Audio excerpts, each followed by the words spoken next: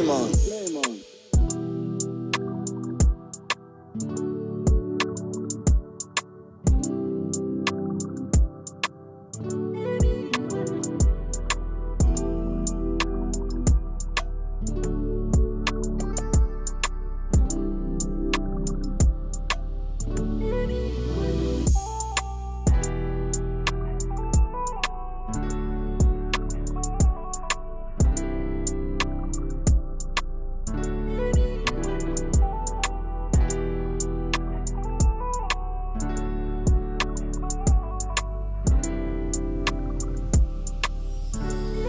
Flame on.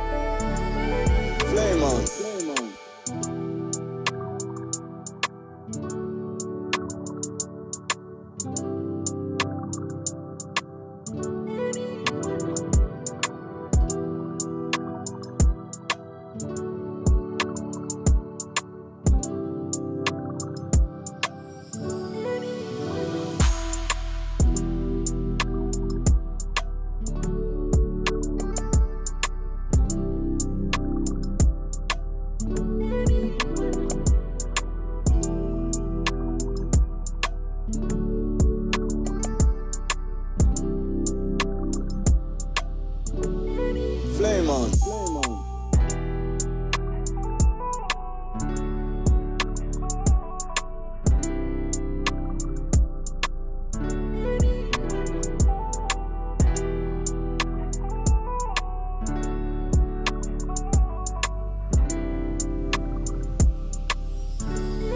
Flame on.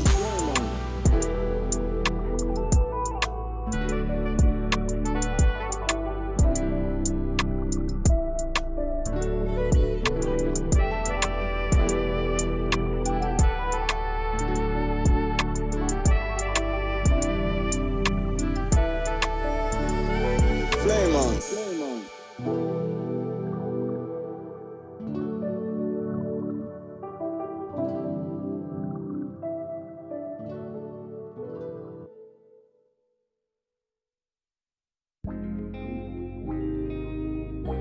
Eager fire daisy. Let me go say. What if I like your baby? What if I like your style? Them say you they use them for me, but it no be their consign. Even if for a matan, but you dey drip like man, there's no one like you. Started walk by all over. Settle my for this your back, everything brand new. Bad boys want to offer panties, but them no fit. Yeah. Oh she me, ni go sell me. Yeah. Bad boys want to offer panties, but them no fit. Yeah. Plenty cho. Now she they give them OT. Give niggas sorrow. I did for you. Kill me guy be your sponsor. I did for you. Kill me guy give you password to my wallet. I did for you. Many ways I fit tell you say I got you. I did for you. Oh yo, they tell me say she be OS or scrub. That waiting I know, yeah. Plenty talk for her mother. From Lagos down to Addis Ababa. Yeah, fine girl shatarata. Up north where she's from Casablanca. Yeah, I pay her like I'm a maga. I know send all their dog their placenta. Bad boys want to offer panties, but them no fit. Yeah. Oh she me, ni go sell me. Yeah. Bad boys want to offer panties, but them no fit. Yeah. Plenty cho.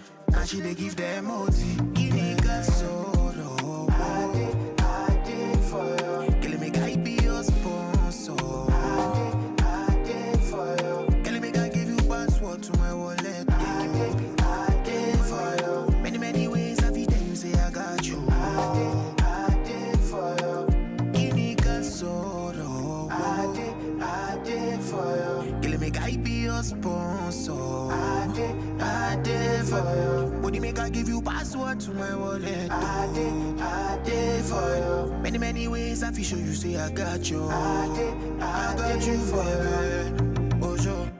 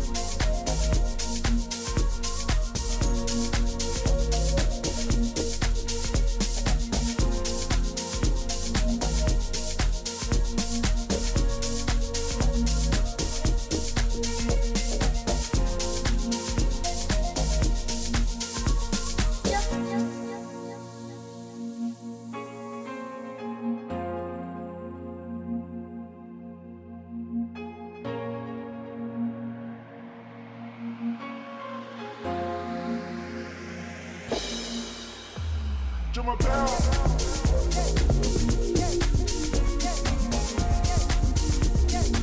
phone. Yeah, I need an announcement. It was here? When you press it, well, yeah. There was a phone here when I was up here. Yes, she said. But we need to get it. Yeah, but I don't want to announce that when you check. It was a black phone. We're announcing about to turn on. I can announce it.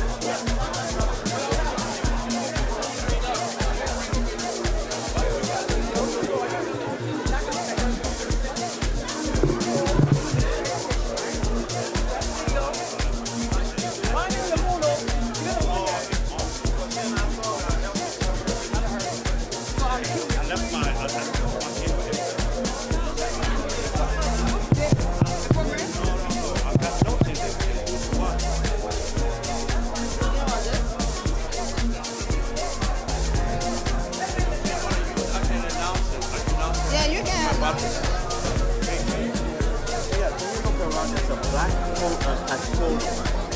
I left it up there. Either one on the ledge at the window, or if you see Louise, it might be on the table. Just look at the black I'm down.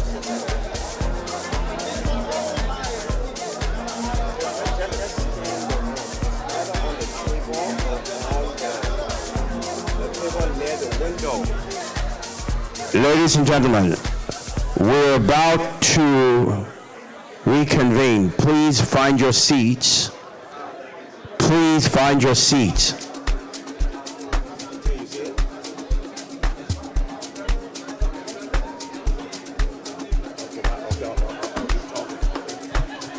Ladies and gentlemen, there may be a phone that's missing. If anybody sees a stray telephone, I see someone pointing, say there's a phone somewhere. So, someone is pointing that somebody had a phone there. There's a phone that's missing. Can you see, if you see a phone hanging around that's not yours, please bring it to someone's attention. Meanwhile, we need you to come in. We'll ask Dr. Kula, can you please help us with the people outside? Please get some of our volunteers to begin to move the people inside of the meeting room.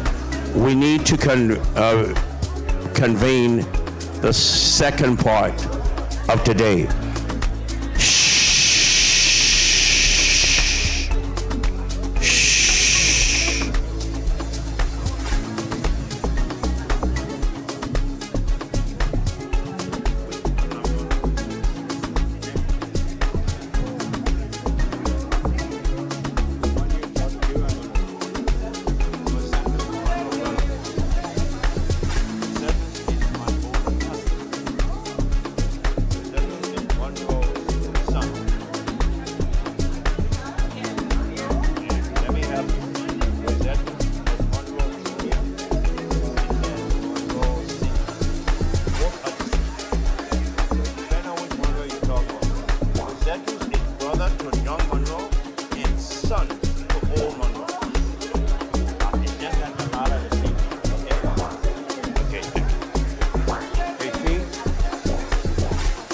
You got it?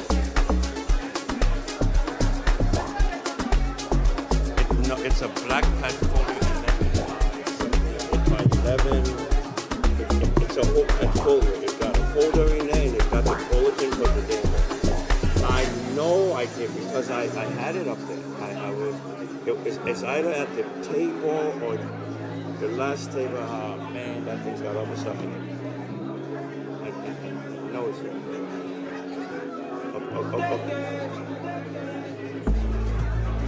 Because maybe they had cleared it up because they were cleaning the place for the president.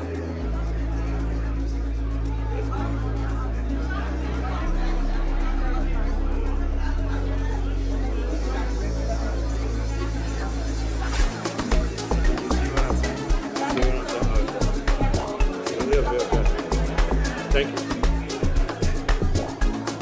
there. I took it there. I know it's there.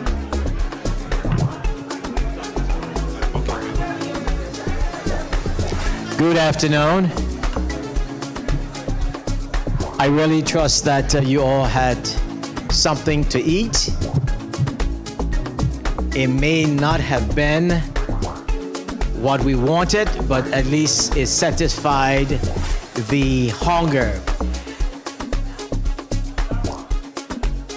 We had to start late this morning, and let me be transparent.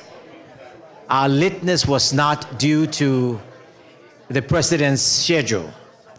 It had to do with a decision that I took, that I didn't think it was going to be a good showing for the president to walk into an empty hall. So I took that responsibility to delay the program.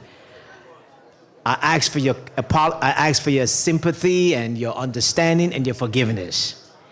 Anyone who knows me, I'm not one who started anything late, but I thought it was expedient that we at least assembled in a respectable manner to bring him in, and he appreciated it. Because of that, the program was delayed by a little over an hour. We have no intentions of cutting anything out, simply because we invited people, they prepared, and they have come to share with us. So one of the things that we pushed into the afternoon was our panel conversation on reconciliation. We did hear a beautiful presentation, and I think it is only appropriate that we honor the schedule that we shared, and we honor our commitment to highlight these four, what I consider to be cardinal subject matters. If you read in the program book, you will see how we arrived at those four subjects. It was intentional. We did a survey. I would have talked about all of that had I done the conference overview, but we're trying to make time. And so just please read it. It's in the book. So if Mr. Afonso and the team that's going to be leading the conversation on reconciliation, if you're in the room, I will invite you to come. Stage managers, if you will bring up the chairs for our panelists.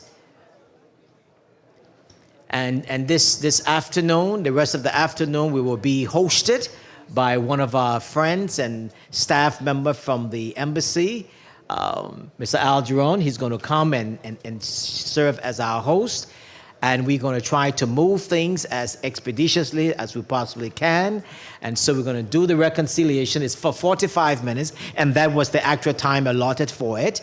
And then we're going to move into our second thematic subject, which is education. And we have with us our Minister of Education that will lead us in those conversations and other things that are going to be centered around that. And then we're going to break out for our breakout session this afternoon. This afternoon, we're going to have 2 sessions on reconciliation and 2 on education. Now, because most of us are not familiar with the layout of the hotel, what we're going to do when we get to that point, we're going to ask everyone who wanted to go to or who desired to go to reconciliation 1 to gather on one side. 2, the other side, we do that with education, and then we're going to have someone to escort you to those rooms, so we're not trying to, get lost in the hotel. Is that all right? Yes. Well, again, thank you again for your patience, your understanding, and again, it's all for country. All right. If I were in the church, I would say, God bless. Yeah. And let the church say. Mr. Algeron, let me invite our host to come, and he will bring our moderator up, who will then invite the panelists.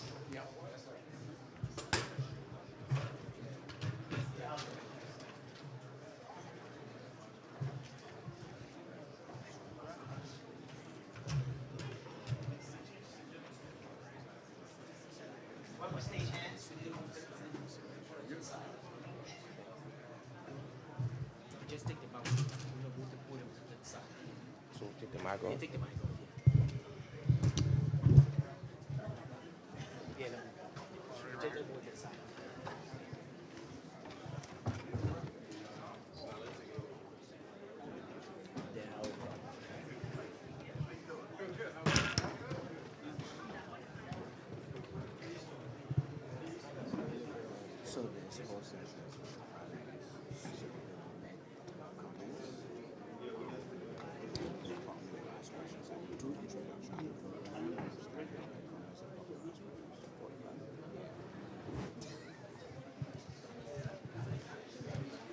Distinguished ladies and gentlemen,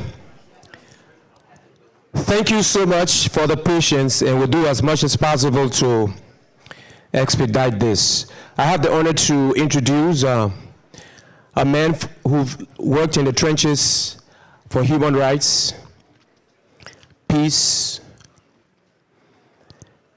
and I can recollect he worked with the Justice and Peace Commission of the Republic of Liberia during very difficult and tumultuous times. He stood against the forces of evil, and his records speak very loudly. I'm proud to introduce the moderator of the panel today, my brother and friend, Alfonso Yino. Thanks, Jerome. Thank you. He almost got me in trouble one time. He invited me, he used to be on Radio Monrovia. He invited me to a show, brought a rebel general, and said, man, can't let mess with him again. The guy went after us, and we had to run away. But thanks, Jerome. As you all know, when Dr. Morgandi spoke this morning, and of course when I was president, His Excellency Joseph Boakai talked about reconciliation, it was moving. The most important thing is that reconciliation is critical to the attainment of any and everything that we want to do in Liberia. Dr. Morgandi talked about that, that the people in Rwanda, they had to be intentional, and they had to put into place a robust reconciliation program. That was the only way they could have moved forward. And of course, our president talked about the critical importance of reconciliation in our country, looking at the historical perspective to even now, and the issue of good governance and of peace building and all of that. And that's why we are gathered here. Ambassador Dunn did talk about how we arrived at reconciliation as one of the four key areas of this conference. He and his team did a survey of Liberians, and out of that survey, Liberians ranked reconciliation as one of the most important things that need to be accomplished if our country must move forward. So we want to urge you to participate in this conversation. We'll have 45 minutes, as they said, for this session. Before I go any further, let me welcome my panelists, and then we'll give you a background, and then we'll tell you how we want you to engage in the process. I'm not talking to you, Siri. Professor Meshinini, Wellman Meshinini Red.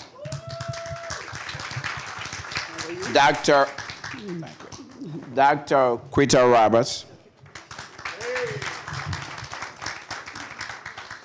Mr. Mohamed Keita, President of Union of Liberian Associations in America, EULA.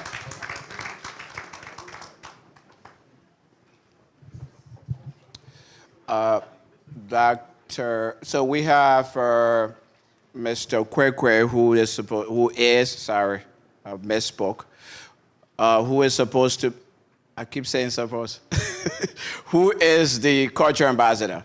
Is Mr. Kwekwe here? All right, maybe he's on his way.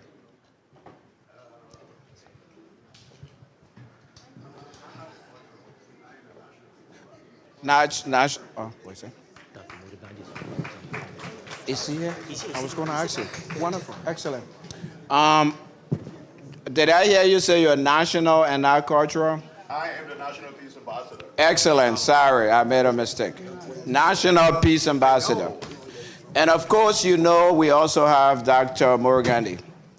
So Professor Dr. Morgandi, please join us here.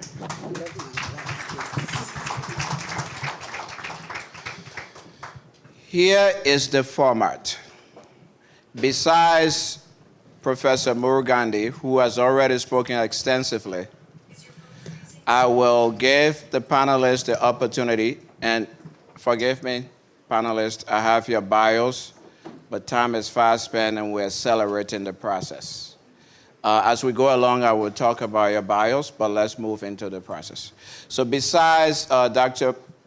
Professor Murugandi, who's spoken extensively about reconciliation, the lessons we can learn and apply to our own situations, I will give the panelists each 2 minutes, no more than 3. 2 minutes to talk about our topic: reconciliation, healing, and rebuilding. So I will begin. Oh, you all have microphones. I don't see Professor Red. We'll share microphone. Don't worry. We'll share this one. You hold your own. Let's wait for Professor Red to come up. I was going to give a really big background of reconciliation. I wrote a whole book. It's in my phone, but I'm not going to do that because we're in the interest of time. So while we await Professor, wonderful. So here's what I'm going to do.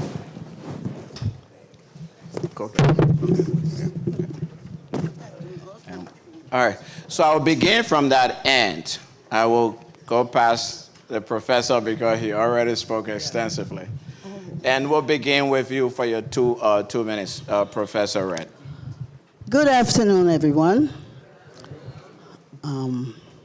It is a big topic, and a lot has already been said about it, and there is a lot to be read in the program. We in the diaspora, we know that we do contribute. We know that we have contributed over the years. It was talked about by the president. In terms of remittances, almost $1 billion in 2023 from the diaspora to Liberia. That is significant. There are other ways, and the 800 million doesn't include the money we carry in our pockets and give. That's just on the record, the banking records. So we know we contribute. We go home, we help with building hospitals and all that. I would like to take this time to perhaps offer some suggestions, policy suggestions. How we know the problem and we all want to contribute. So what do we do? What can we do? I was speaking with some folks over lunch, and I made one suggestion, and that was, we have several commissions in Liberia. We have the National Elections Commission, and we have boards. It would be magnanimous because there is the political divide, which is very wide. If we could have a number of opposition parties represented on those commissions and boards. They do not have to be chair, and they do not have to be majority. If you have 7, you can give 3 to the highest voted minority opposition. That's one. Another suggestion that I have is that we need a very extensive public relations campaign, because a lot of people go home and they are not accepted, they're not welcomed, they go for jobs, people don't share information, they will sit one person told me they were given a job, they went home, and nobody in the office would give them any work or share documents. So we in the diaspora, we too have attitudes towards people in Liberia. We go thinking we know it all, and that people at home don't know anything just because they are in Liberia. There's internet. They go on seminars. They get educated too. So there has to be mutual respect on both sides of the Atlantic.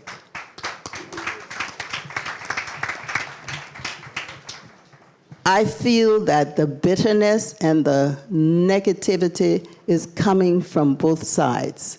And I have more to say, but a great campaign to teach both sides that there's value in the people who have stayed at home, and there's a lot of value as well coming from people in the diaspora, as we already have heard about.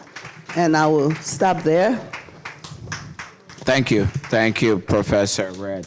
So Professor Red has a background in journalism and communication. Besides, she's currently a professor at Morgan State, but before then, she worked in communications, ELBC at Liberia. So you hear her talking about robust communication campaign. She does have that background.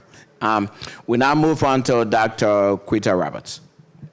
Good afternoon, everyone. I would like to thank Dr. Dunn for the opportunity and the committee members to be a part of this conversation today. I come from a background of mental health, specifically trauma, and we cannot talk about moving forward if we cannot work on the issues of the past. And therefore, I will be speaking to the wounds that is interwoven into Liberians from 1847 that we heard about this morning, the Civil War and Ebola, and we are still struggling with the aftermath of the trauma. In fact, we have parents who have children who suffered secondhand trauma. We have employees who are working for leaders who have suffered secondhand trauma. And so we know the circle that perpetuates itself. Now we are moving forward. And I suggest, and I have a few recommendations from Liberia. In fact, I'm going to share a little story. I was doing my dissertation on trauma-informed implementation for a better Liberia, focusing on how do we incorporate trauma leadership for Liberia. And it was a little problem because, of course, I was talking about Africa, and I don't think my chair was happy knowing that it was going to take so much of time, but it was something that was very important to me because I traveled to Liberia and worked with the youth of Liberia firsthand. I volunteered over a month of my time educating, working on this, what do we call it? Disenfranchised youth, and we want to say disadvantaged youth, so many ways we can say it, of Liberia. We need to be able to create spaces that are safe, where not only our youth can have a conversation and be heard. We must move beyond the privilege of conversations within smaller elite groups in order to make a change, the reconciliation that we want, that we desire for Liberia must be an action reconciliation, not just talk. We heard from Rwanda all of the examples, and we have so much to learn from them. We must consider what is unique to Liberia. What are the needs for our people in Liberia? As we speak about trauma, our villages, rural areas, are they left out? Are we just focusing on Monrovia? We, from the diaspora, when we go back to Liberia, do we have a top-down mentality? Do we have a mentality where we have been afforded the opportunity to come and learn and to advance ourselves? But how are we giving back? The time is now. Many of us here today are here because we are committed to a change. We want to be a part of this change. We sacrifice our time and efforts to be here. But I propose that the educational system develop a curriculum from elementary school. Let's start teaching about trauma, mental health, the challenges, how we can get help. Our churches, let's speak in our churches and have open dialogues. That is okay to talk about hurt and pain and depression and still pray to God. God gave us the gift of counsels. And so there are others that have this gift to help to eradicate some of the issues that we are having within Liberia. We cannot continue to have a closed mindset about mental health and trauma as it relates to Liberia. We cannot be silent anymore. We see the Zocos, or the youths that we call Zocos. We find them on the street. What is going to become of Liberia 5 years from now if about 64% of the youth are on the streets? I have so much more, and I can go on, although my time has been shortened, but I urge every single one of you to move. We have work to do. It does not start with the conference here. It's beyond the conference, as the president has started. I urge us to move and give our all to contributing to the changes of a better Liberia. Thank you, Dr. Roberts. Real quickly before we move on to Brother Keita. So the theme of this conference is healing, reconciliation, rebuilding a new chapter for Liberia. We'll have two breakout sessions, as Ambassador Dunn said, after here. I want to repeat the theme so that you all can start taking notes and maybe, decide which group to go into. The two groups will be group number 1, healing historical wounds, addressing the legacy of the Civil War, and 2, building national unity beyond political and generational divide. Before I move on to Brother Keita, I want to recognize Dr. Joseph Gbagba. Dr. Gbagba is an education and cultural expert. He has agreed to lead one of the sessions in the breakout session. So he's not on here today, but I want to recognize him as well. Brother Keita, take your 2 minutes. 2 minutes. Why do you have to? Hello? Go ahead. Hello? I'd like to stand, please. Forgive me. They said 2 minutes, so let me start. Yeah, because you see, we'll talk about healing and reconciliation. First of all, let me take the time to, Dr. Don, thank you so much. I appreciate you. You started the process of healing and reconciliation within the diaspora. Thank you. Some of were not even coming. But thank you so much to have her here today. And I tell you, members, Liberia in the diaspora, thank you so much. Healing is our concern. It should be one of the most important things. Some of us came in Monrovia, just from BWI, because of the coup. We entered. All my friends in Monrovia, from the village. You all know, those, 1979 were there, of course, we know that. 1980. Forgive me if I said that, people say I shouldn't say, and I will say it over and over. Healing start where? You executed 18 men. We forgot about them. We left them. They are children. From generation to generation, they stay dreaming. And when they see the president of the United Nations, that was on Thursday. A young man, born 1979 or 80, something like that. His grandfather was pulled by the soldier right there before him. That trauma stayed in that child up to today's day. He has his own business. And he brought it to my attention, Mr. President. the day they pulled my grandfather from the house, I didn't see him no more. It still touched my heart. You want for us to forget about those people? No. Healing. A lot of things happen. We have to start from healing. I know they have the other one, they have their reconciliation. People come and confess. Yes. When I think we thought it was South Africa murder they bring into Liberia. That is, if I confess that I killed you, I did something to you, I'm going to come down to my knee and say, I'm sorry, forgive me. But it went the other way around. 10 years, he can't be political leader. He put in jail and all those stuff. It went amok. Now we have a very good opportunity for every Liberia now for all to do something. First of all, we start ourselves. Here in America, in the diaspora, let's reconcile our differences. Some of them know our tribe. Yeah, ask me, I don't know if our global man, what our crew man, before 1980, there was nothing like tribe, but it hit or high. Today in Liberia, if you're not crew man, I'm a president, you can't be nobody. That's bad. Those are another healing we have to look at. This is very important. There are a lot we need to discuss. Another healing is not about killing, it's not about destroying life, but it's about you in the diaspora. As a Liberian government, give us the opportunity so we can vote here.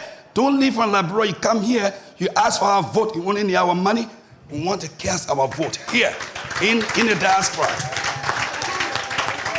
It is about time we raise our voice. Those are some of the healing. We've been hurt so much. All they do is walk through the corridor. I want to be president. You get money. You reach to Liberia, you vote nothing. But I'm thankful to those and our brothers who fought the army to have dual citizenship. That's so key. And I thank you all. You all contributed towards that. Because if you don't have dual citizenship, then as a Liberian, born in Liberia, an American citizen, you can't own a land. We made it. We got a lot to do. Stand by us, by EULA. We will make sure. We told the Liberian government, they said they don't have money. But I believe, Liberian, you can afford it. We can pay $50, each one of us, to vote here. If the Liberian government don't have the money, we can raise it. And I want Liberians to say, you can raise the money. Thank you so much. Thank you. Thank you very much, EULA President Mohammed Keita. We'll now go to the National Peace Ambassador, Honorable Eric Sumo Kwekwe. You can take this one. Hello. So, I ran away from the war, and I came to America. And I spent 16 years here in Massachusetts. And I was thinking about my people back home. When I got done with my studies, I went back home in 2015. And I met Reverend William R. Talbot III. I joined his office in October of the same year. And since that time, I've gone through the nook and cranny of Liberia. I've worked with chiefs and elders. I've worked with our youth, especially the motorcyclists, some of whom, when they were born, all they saw was war. They are going through a lot. And politicians use them all of the time to create chaos in our society. People left from refugee camps and came home. Some of them are hurt. There are people in the diaspora who chose not to go back home because they are scared. Investors want to come, they're scared. What can we do to reconcile them? I've been working since 2015.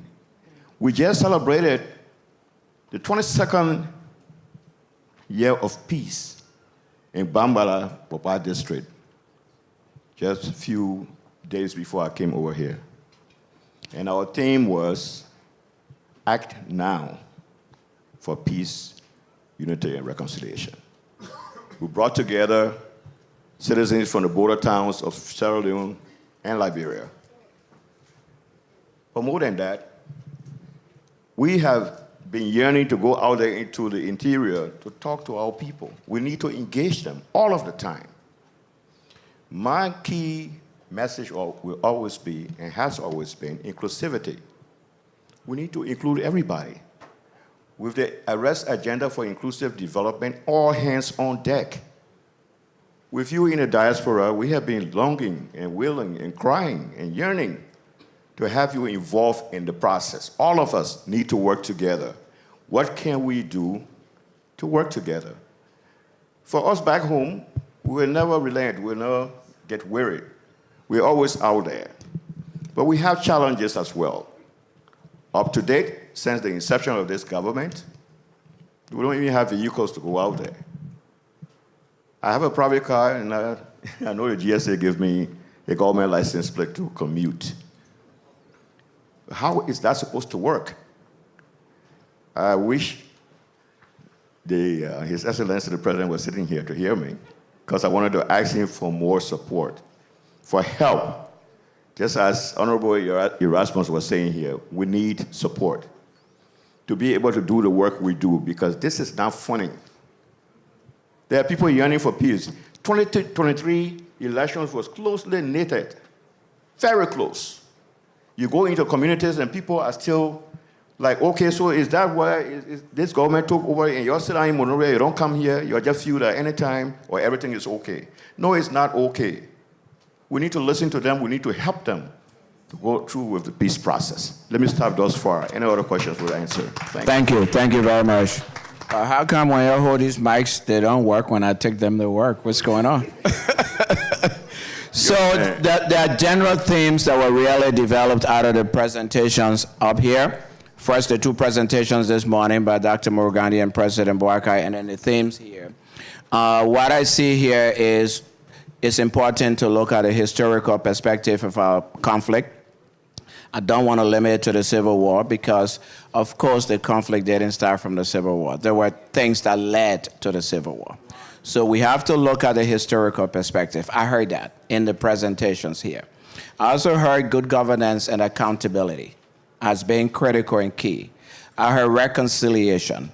And I heard being the government, that we in the diaspora and the government must be intentional and must be bold in pursuing reconciliation, accountability, and good governance in Liberia. Those are the themes. So having said so, I will open the panel up for questions. This is the opportunity for members of the panel to speak more, and give us more details in terms of the ideas. After the question and answer, as Ambassador Dunn said, we'll break up later on into groups. And it's at that point that we will collect all of the recommendations that will be presented to ourselves and to the government. So I'll open it up now to questions. Here's what we'll do. I don't think we have microphones everywhere, so I might have to walk around a little bit. So I would say let's form a line.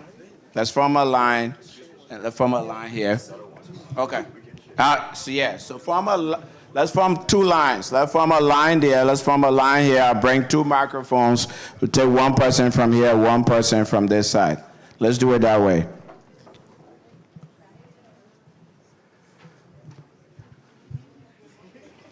You're lining up? Yeah. Oh, wonderful. Wonderful. All right.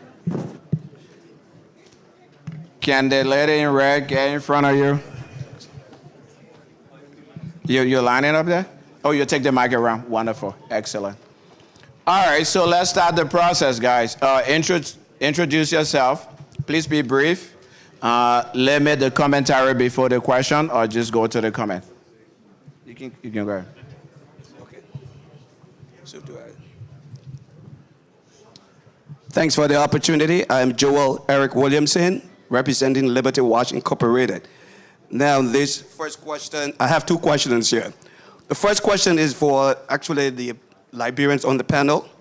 For 16 years, Liberia's Truth and Reconciliation Commission report has remained largely unimplemented, leaving many citizens uncertain about whether reconciliation is attainable. Yet we gather here today because reconciliation remains central to our future as a nation. Now to the panel, do you believe that true reconciliation in Liberia is possible through the implementation of TRC recommendations? If yes, how can this be achieved in practice? If not, why not? You want to ask your second question? The second question goes to Dr. Bogandi. Rwanda has walked a difficult path of national healing after its own tragic process. And has served as a model in Africa. Given your experience, what practical recommendations can you share with Liberia to help us move the Truth and Reconciliation Commission's long-shelf recommendations forward so that reconciliation is not only a report on paper, but a lived reality that unites our people? Okay. I want the Liberians to take the first question, since that's the first question you asked. And who wants to take it? Which one are you? Go ahead, Dr. Roberts. Thank you for your question. To your question, I believe the answer is yes. Reconciliation is possible. It is a multi-generational process, and the key word there is process. That means that over time, over generations, may not be in our generation, but it takes intentionality, consistency, and efforts that will continue over time. We as Liberians, we have a struggle with consistency and implementation. And so I believe if we are committed to reconciliation for a new Liberia, it is going to be more of action, like we say, less talk, and more of putting in the work, those things that we must do. Going into communities, inclusion, having all parties, spaces where women can have conversation about change, respect beyond the fact that you are government officials or special, I guess, people in the community. It must take all of us being intentional about coming together, combatants as well as the victims. We must forgive. And when we talk about forgiveness, we find examples from countries such as, again, Rwanda, Uganda, Kenya, Sierra Leone. They were able to achieve that. And I believe Liberia is in the position now more than ever because President Boyka has started already. It is now up to us to keep a positive mindset and to be intentional about the change that we want. Thank you. Thank you, Dr. Roberts. National Peace Ambassador. If I may just add, I'm in full agreement with her. Peace is attainable. It's possible, but put your money where your mouth is. That's what I would encourage us to do. Because long time, I told you, we just celebrated 22 years of peace. Of course, peace is not the absence of guns. People have differences, but we need to engage them. We can't sit down in Monrovia. We need to put money in there to be able to go out there and engage the people constantly and make them to feel a part of the process. Thank you. Thank you. Dr. Morgandi. Thank you. You're asking me what recommendation can I make to Liberia to make sure that through reconciliation and peace and unity is achieved.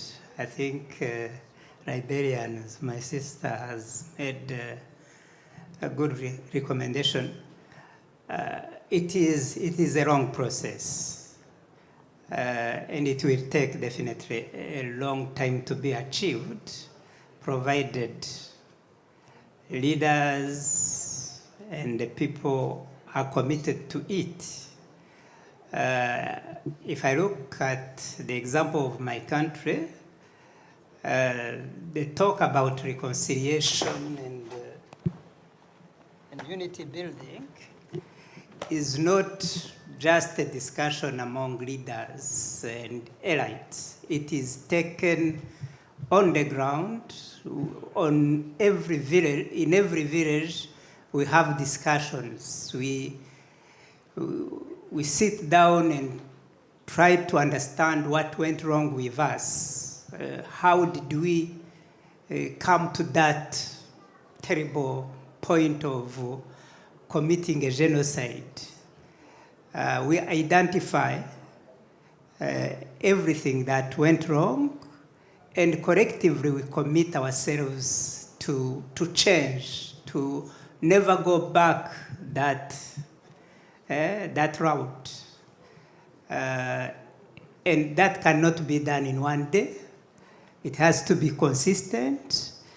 And I would like to really commend your president for involving the diaspora, because we live now in a global village. Even if work was to be done inside Liberia and progress to be made, if you are not involved, if you are not on board, if you are not part and parcel of that reconciliation process, you can still slow that process or even derail it, because we live in a global village. You have social media. You can continue to negatively influence your people there while seated here. That's why engaging the diaspora community is very important, so that you all as Liberians, whether inside and outside, you are in the same boat and you are equally committed and engaged for reconciliation. Thank you, Doc. So as I said earlier, we have limited time, so please be quick. We have like 15 more minutes to the close of this session. So we'll take about just 2-3 more questions. Hurry up, go ahead. Oh, okay, all right, give me the rest. Oh, thank you very much. I'm Reverend A. Mamadou Dix, former pastor of Providence Baptist Church. I pastored Providence when the war started, so a lot of history. When we talk about reconciliation, I don't want us to override or overlook that historical elephant that is always in the room, which is the divide between, for lack of a better word, American Liberians and native Liberians. Hello, somebody? It is there. Now, that divide has brought us, led us somehow into the war because of the negative examples that we continue to recite. What I'm seeing now, moving forward, Patrick Burroughs set the tune. Let us begin to find common ground, things that unite us, as Liberians, and build together as was done in the example of Rwanda. So now, some of you have answered the question, so it's more a comment out in the question. But do not let us ignore the elephant in the room, because the divide is still there between American Liberians and native Liberians, and now you got tribalism. Thank you very much. Thank you very much. Real quick, go ahead. Again, one question per person. Let's limit the commentary.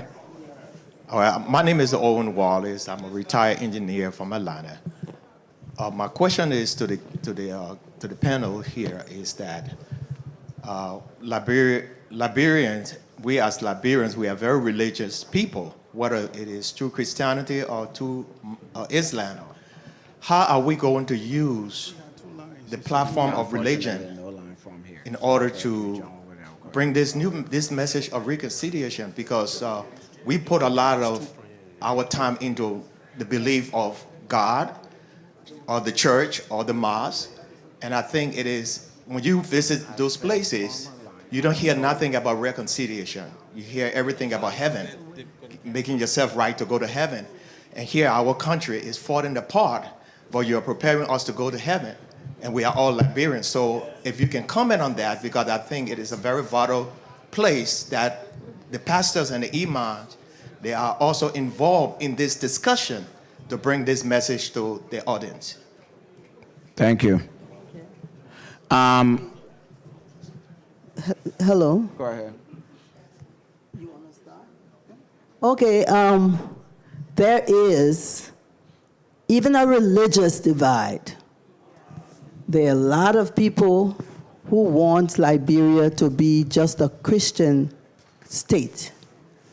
and ignore the others, the Muslims. So there is a divide there. We have so many levels of divide. We have to really be prepared to come together and respect each other on all levels. And this, the one divide that is stark to us is the diaspora, those who live in the diaspora and those who are at home. And I keep coming back to that. And I want to ask and suggest, and this is done in Cape Verde Islands. They have 3 parliamentary seats for their diaspora. They have at least 6, you are correct. They have 6 seats in legislature for their diaspora. So when people from the diaspora go home to run, they don't have to fight, and people don't have to lie and cheat to disenfranchise them and take their citizenship away from them because they're afraid that the Liberian from the diaspora will win the election. What they do is, in Cape Verde, they have 2 seats from the Americas, 2 seats from Europe, Asia, and 2 seats from other African countries, because a lot of Cape Verdeans live in other neighboring countries. And so if we give the diaspora 6 seats in parliament, that will solve a major problem. And I'll turn it over, but you are talking about the church. And when we go to church, to mosque, when I talked about a campaign, a media campaign. When you do media campaigns like this, you go everywhere. You promote the reconciliation through the churches, through the communities, through the mosque.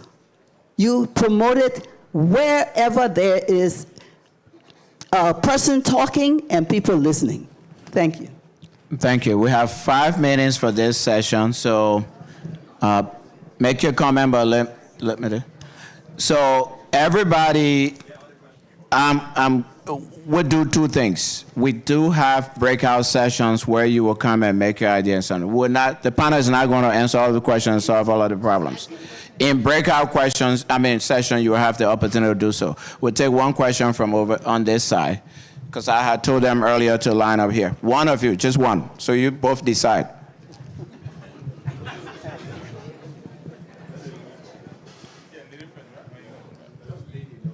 Hi, so my name is Edrin Scally, and I'm a part of having a business in Liberia. It's a wellness education company. So I'm with you on the mental health and wellness.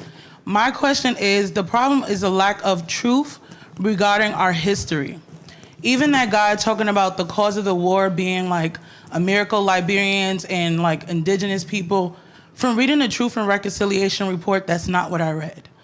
It was due to a lot of economic exploitation of natural resources. So we have to be honest about that, because right now, this is the time to prevent that from happening again before they lie and say it's a division between the people. So be honest about the true cause of the war, because right now people are coming in saying they're investors and all of these things. So my thing is to prevent more harm. Let's speak the truth about the true cause of the war. So my question around that is, how do we get curriculum, yes, in mental health and wellness, but also our history? I speak to Liberians who have no clue about the real history of our country, have no clue about people coming from Jamaica, like Marcus Garvey, with Pan-Africanism. So how do we get Liberia's true history in school so that people can be empowered and liberated to be Liberian, period?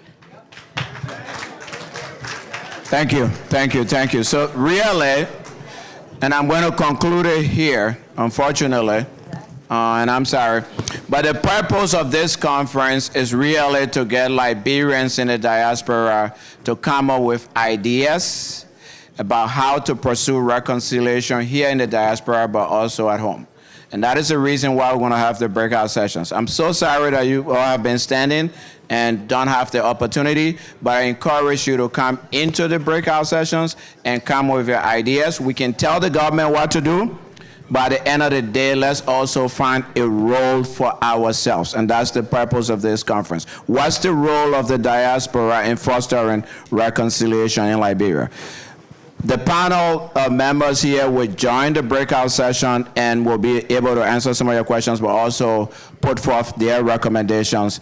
And we are supposed to develop recommendations during the breakout sessions that will form part of the conclusive set of recommendations. Thank you all very much. Thank you, panelists.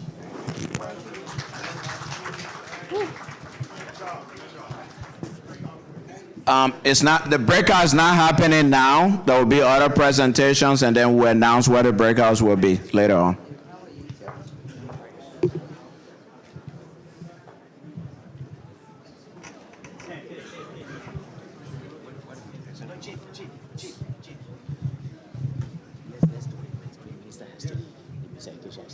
So let's do her first.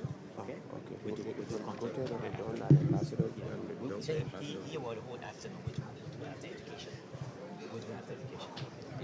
Thank you very much, Alfonso Yino. So the breakout sessions will be announced, and you can go in there and make your input. So while we get the stage prepared, a central theme of Martin Luther, nonviolence, a push to the resolution of the problems that befell America, was there can be no violence begetting violence. Martin Luther King said, and I quote, "We must learn to live together as brothers, or we perish together as fools." Darkness, he said, cannot drive out darkness. Only light. He said, hate cannot drive out hate. Only love can do that. Love is the only force capable of transforming an enemy into a friend. As we stay on course on this journey of reconciliation, may we be true to ourselves, honest in our hearts to admit our faults and forge ahead freely and freely with our minds. We've made some adjustment in the program. So for now, ladies and gentlemen, I have the honor to welcome to this podium Liberia's Minister of Education, Honorable Dr. Chaso Jala. Welcome.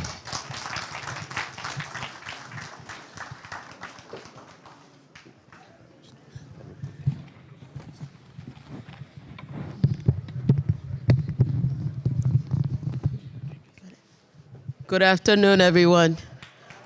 Forgive my voice, I'm getting over a cold, but I'll do justice to do this presentation.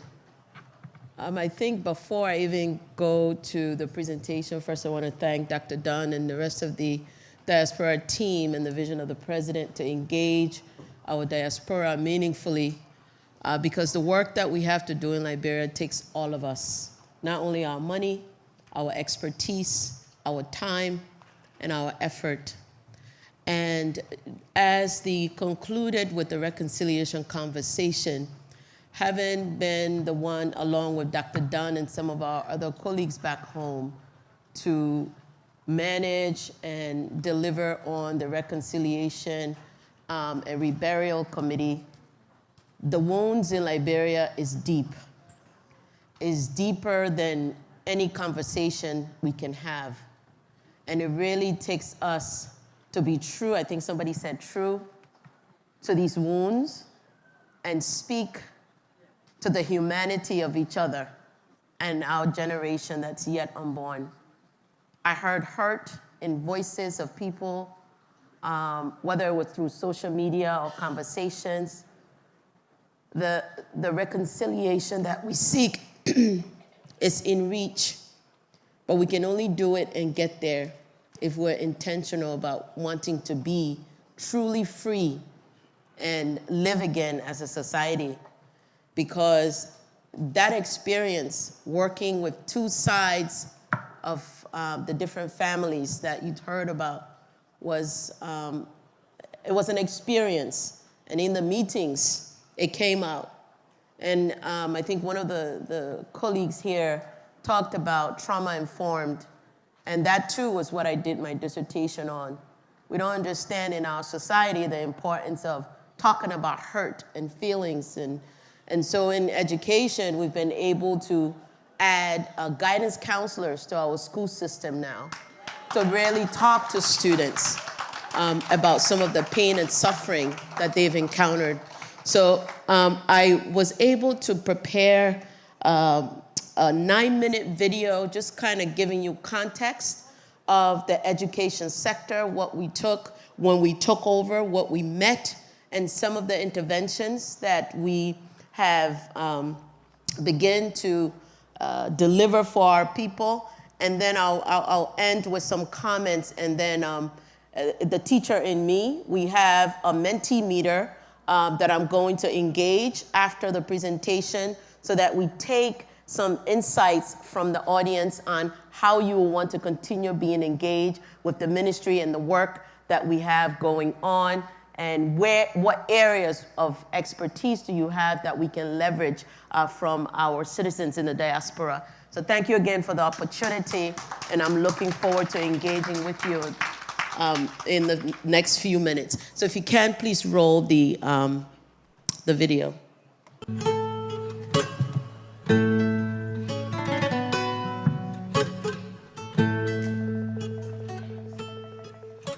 In the quiet Liberian classroom, a young girl bends over her notebook, her pen moving with care across the page.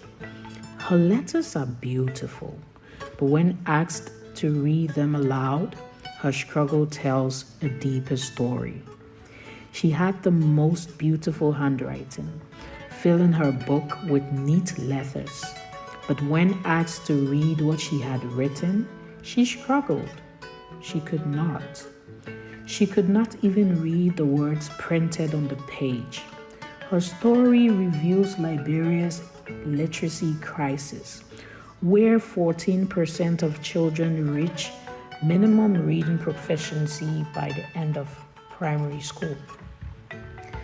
In Bapolu, a 23-year-old 10th grader farms cassava by day and sells the care for herself and her child. She is determined to finish school, but she represents the reality that nearly 2 out of 3 Liberian girls will leave school before completing secondary education. In Nimba, a disabled student's attendance at school means he must undertake a nearly 3-hour journey on crutches daily, navigating inaccessible facilities, no accommodations or specialized curricula, and teaching methods needed to provide quality, inclusive education. His perseverance shows how far we must go to make education inclusive. And in Grand Cru, a teacher stands before 60 eager students with almost no training and too few materials. He symbolizes Liberia's 61,000 teachers, more than 6,000 of them volunteers, unpaid, with many lacking subject-specific training, especially in rural counties. Across the country, children still learn in dilapidated classrooms.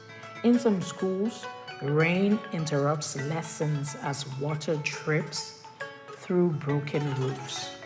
Others lack safe latrine and access to clean water. Science laboratories are dilapidated or non-existent, and technical and vocational education remains fragmented. Without modern equipment, clear standards, or streamlined management. These are the realities of our education system. Real faces, real lives, and a nation's future at stake. Today, over 1.2 million children are enrolled in Liberian schools. Yet, nearly 40% of primary learners are overage for their grade, a legacy of conflict and poverty. Too many complete grade 6 without the ability to read with understanding. Girls remain the most vulnerable, forced out by poverty, early pregnancy, or the burden of household labor. Teachers, passionate but unsupported. They carry the system on their shoulders. In rural schools, especially counties like Rivers, Sino, and Grand Cru, continue to fall behind in infrastructure and resources. And the future is at risk. Fewer than 5% of secondary schools have functional science laboratories, and government-owned STEM schools or hubs do not yet exist. Liberia has the vision, the leadership, and the plan. What we need are partners who see education not as a charity, but as the most powerful investment in peace, prosperity, and dignity. Every dollar invested is a dollar in a child's future, a family's resilience, and a nation's stability.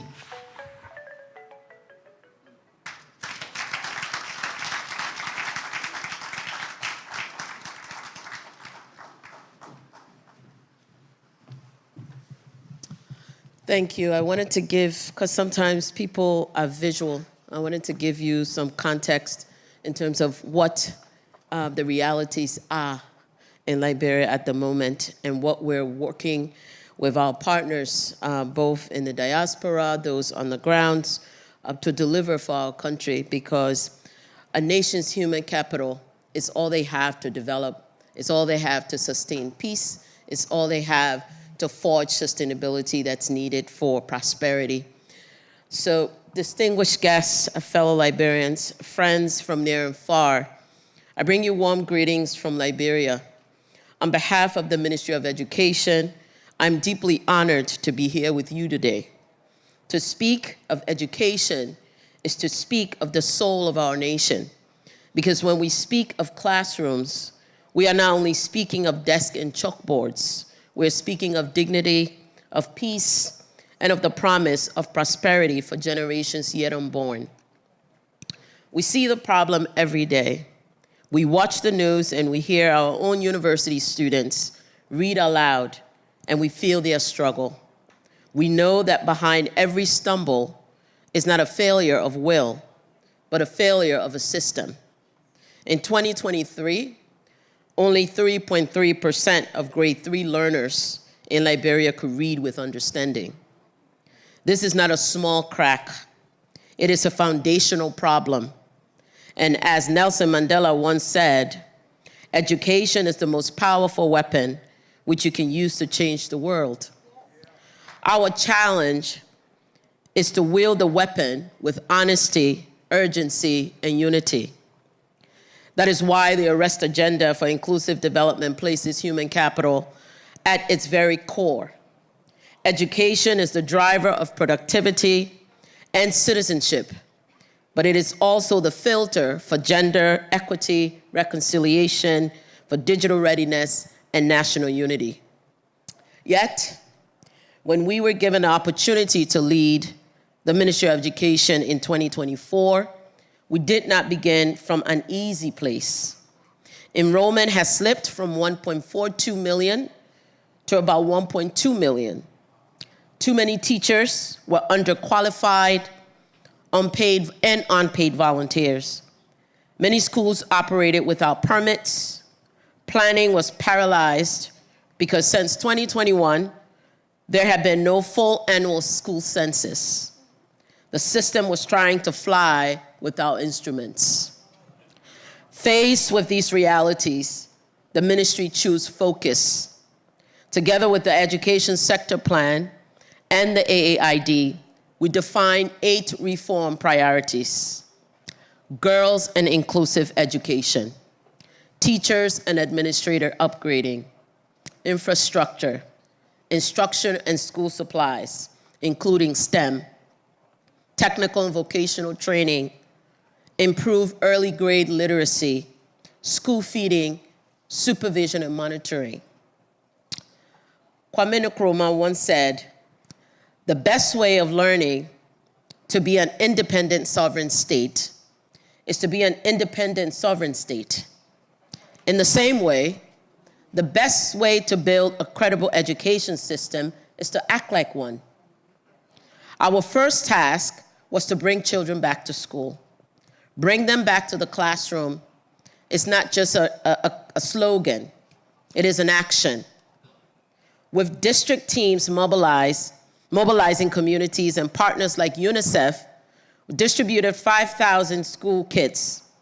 We are set and targeted to bring 250,000 out-of-school children back to school. With special attention to girls, overage learners, and children without birth certificates. Scholarships have kept over 3,000 girls in school. And I will pause here for a second. I don't know if anyone's in the room followed the tour that I did last year when I went around the country. And in that process, I was able to talk to young kids, and it will amaze you to know that we had kids in one classroom. When I will ask, "How old are you?" If the student next to the next student was 7, everybody in the class was 7. If there were 8, everyone was 8. Doesn't matter what class I was in. And that told me something. The kids didn't know their ages. Pause there for a minute. Health and protection programs have reached over 100,000 students, with eye screenings distributed over 1,600 pairs of glasses, dewormed 70,642 students, and provided 4,700 adolescent girls with menstrual hygiene kits. School feeding has become one of the most visible commitments, with nearly 240,000 of our children now eating daily hot meals. 20 farmer groups now supply 470 schools, thanks to my partner, Minister of Agriculture, Alexander Nuta, and I are working on the homegrown school feeding program that supports cooperatives, women cooperatives, who grow food, and we buy the food from them and feed the kids in the schools. So for the first time, a US $1 million of domestic budget line anchors this sustainability. Inclusion is no longer abstract. It is reconciliation made real at the school gate each morning. But children cannot thrive unless teachers are supported. Julius Nyerere reminded us that education is not an escape from poverty, but a fight against it. The fight begins with the people at the blackboard. Since handover, we've moved up to 2,000 volunteer teachers to government payroll, and nearly 9,000 teachers have received salary top-ups. Leadership is stronger. 16 county education officers and 125 district education officers were vetted when we took office and placed in the counties and the districts.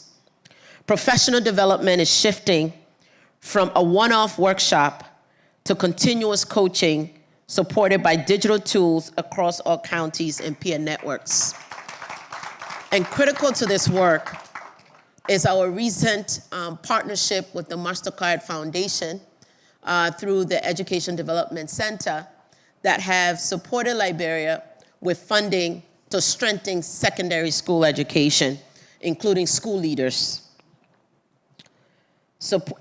excuse me, I missed my way. Teachers themselves cannot thrive unless schools are dignified. Since 2024, we have completed 48 classrooms, 64 latrines, and 16 water systems. 523 ECE schools receive materials, and 1,700 teachers receive classroom kits. 10 technical vocational education training schools across 7 counties were built or retrofitted with ramps, gender-sensitive facilities, and WASH with significant support from the European Union. I can't stress this enough in terms of technical vocational education. Any economy, most economies are run on blue-collar activity. And one of the areas that we must expand in Liberia is its blue-collar economy. And that we can do through technical vocational education. And we are looking to move females in non-traditional programs in technical vocational education. And as our commitment to recognizing excellence in teaching and school leadership, we have launched the 2025 Education Excellence Awards to be held in Liberia this year, December 2025. Moreover, as a testament to advancing this cause, Liberia's Best Teacher nomination to the African Union was submitted this year and accepted. And Mr. Alan A. Thomas, an outstanding physics teacher at Tapa Memorial High School in Tapeta, Nimba County, was selected as one of the 10 to receive the African Union Best Teacher Award for 2025. These are the possibilities we must multiply to empower our teachers and administrators. And by the way, we've just submitted his nomination for the Global Teacher Awards for this year. On learning tools, 156 digital labs are live nationwide.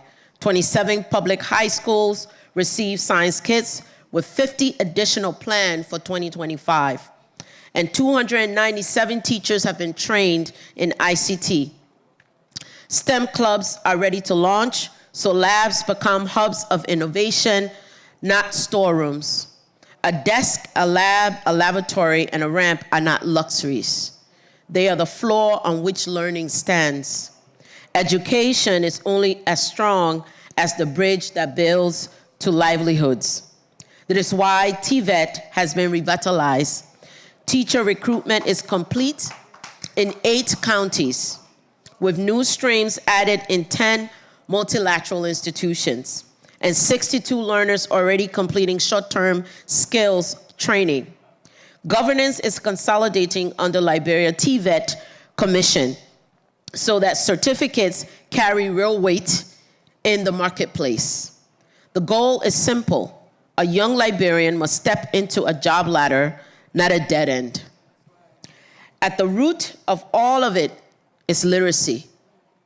If children do not read by grade 3, every latter investment shrinks. The Accelerated Learning Program, with support of partners, is piloting ways to help 512 overage learners catch up.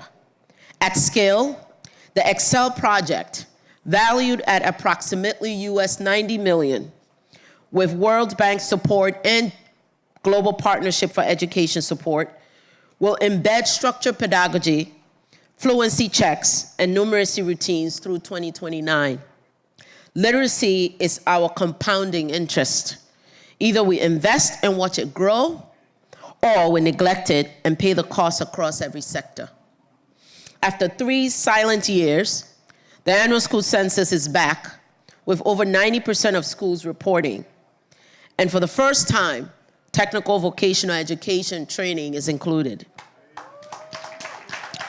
The new digital permits platform, which will be launched next month, will regulate non-public school, while dashboards are being prepared to show results by sex, disability, and county. Accountability is not punishment. It is how a system tells the truth about itself and improves. And that honesty is the seed of trust. But we must be clear and clear-eyed. Enrollment has slipped to about 1.2 million.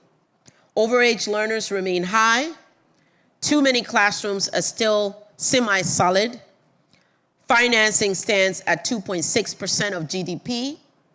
With a US 421 million operational plan, facing a US 307 million gap.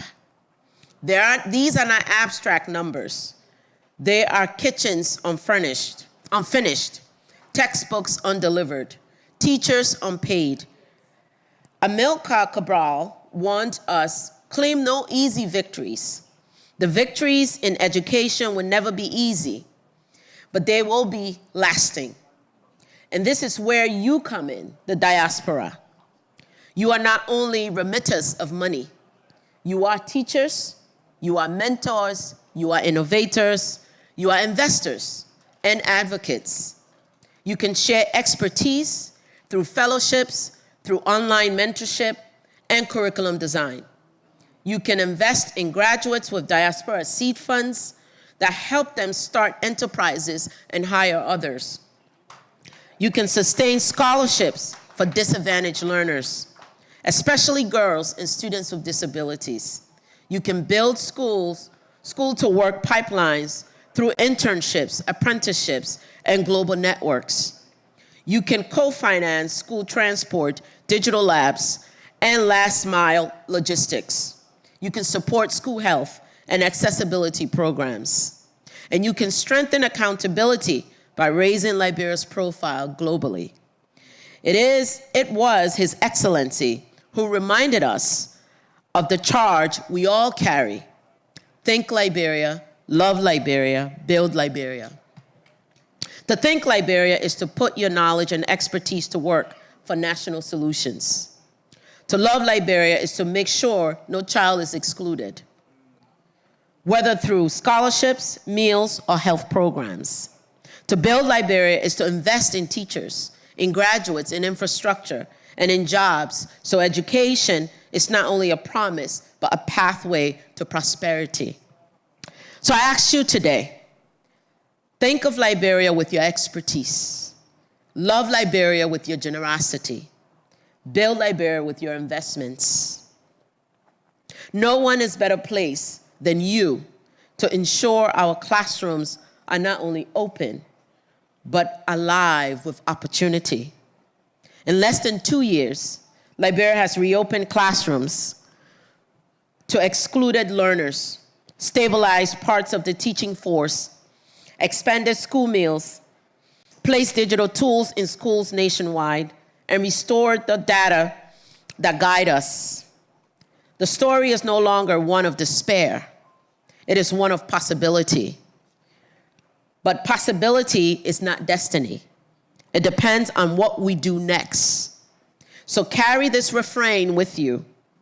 Every child included, every teacher supported, every school strengthened. Come back to the classroom with your expertise, your investments, your networks, and your voice. If every Liberian child can learn, then every county can prosper. And if every county prospers, the nation rises together. Thank you.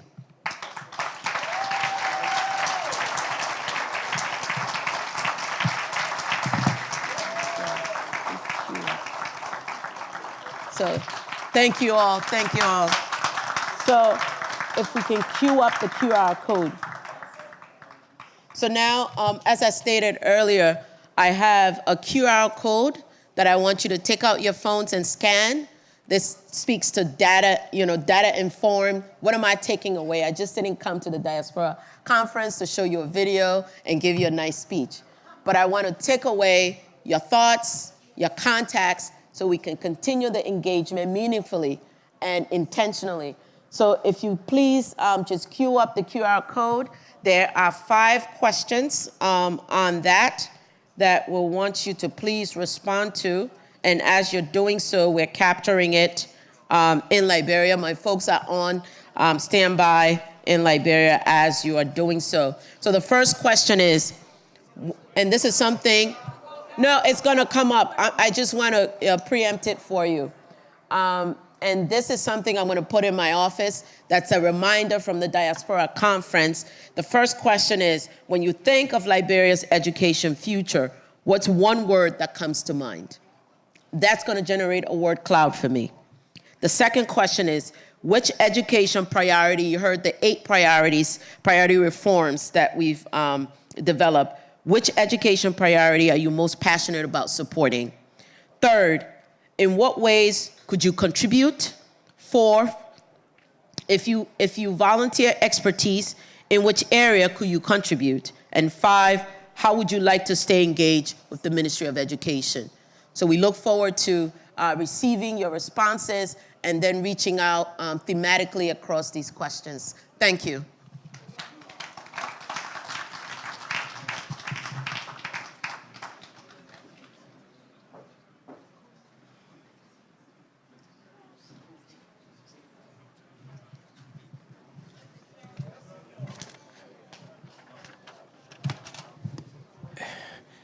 May we give another big round of applause for Dr. Jala.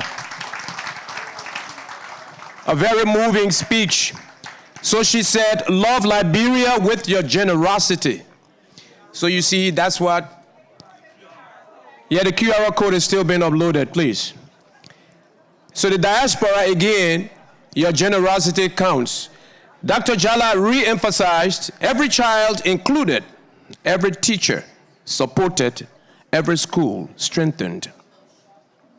The growth and the development of Liberia rests on us in the diaspora very largely. We'll have a panel discussion on education, and after that, we'll have a special delivery by the ambassador of the United States, ambassador of Liberia accredited to the United States. I urge you to wait for that. It's very, very important. We've made some adjustments, and so he's patiently waiting. As we now call on the QR code.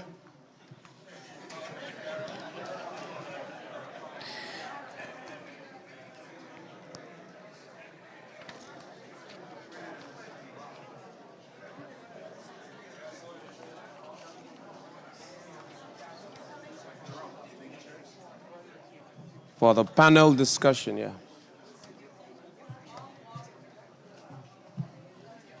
Technology.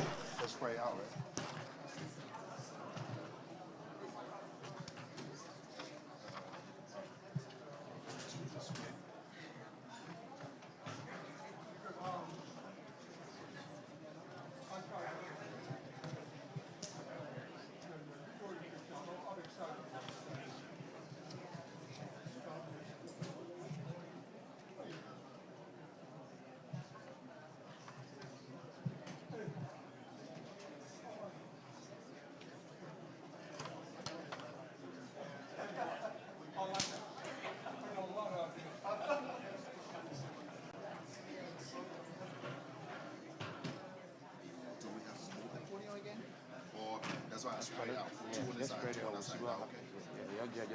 Huh? Yeah. That should be fine.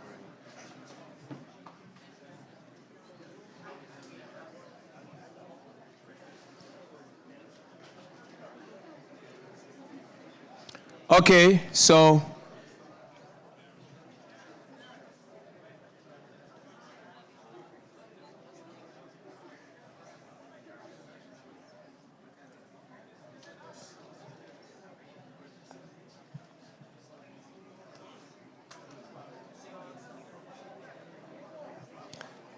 is it working?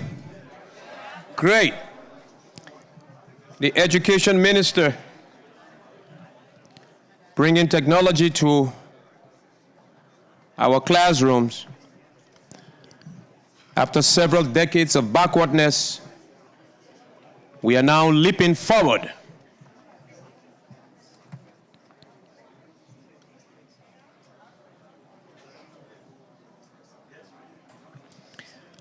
Okay, so the panel discussion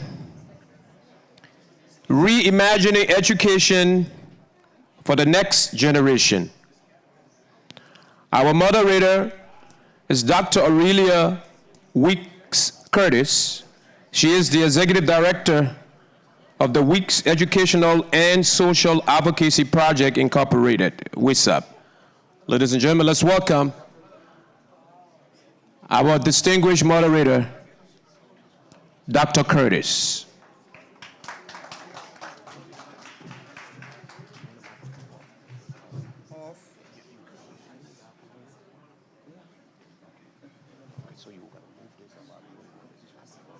No, we don't need that. Okay, no problem.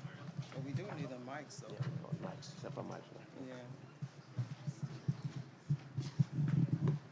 While we're getting set, Dr. Jallo, don't leave right away. My siblings and I often joke each other, and we say, we didn't eat our parents' school fee. Dr. Jallo, you didn't eat your pa's school fee.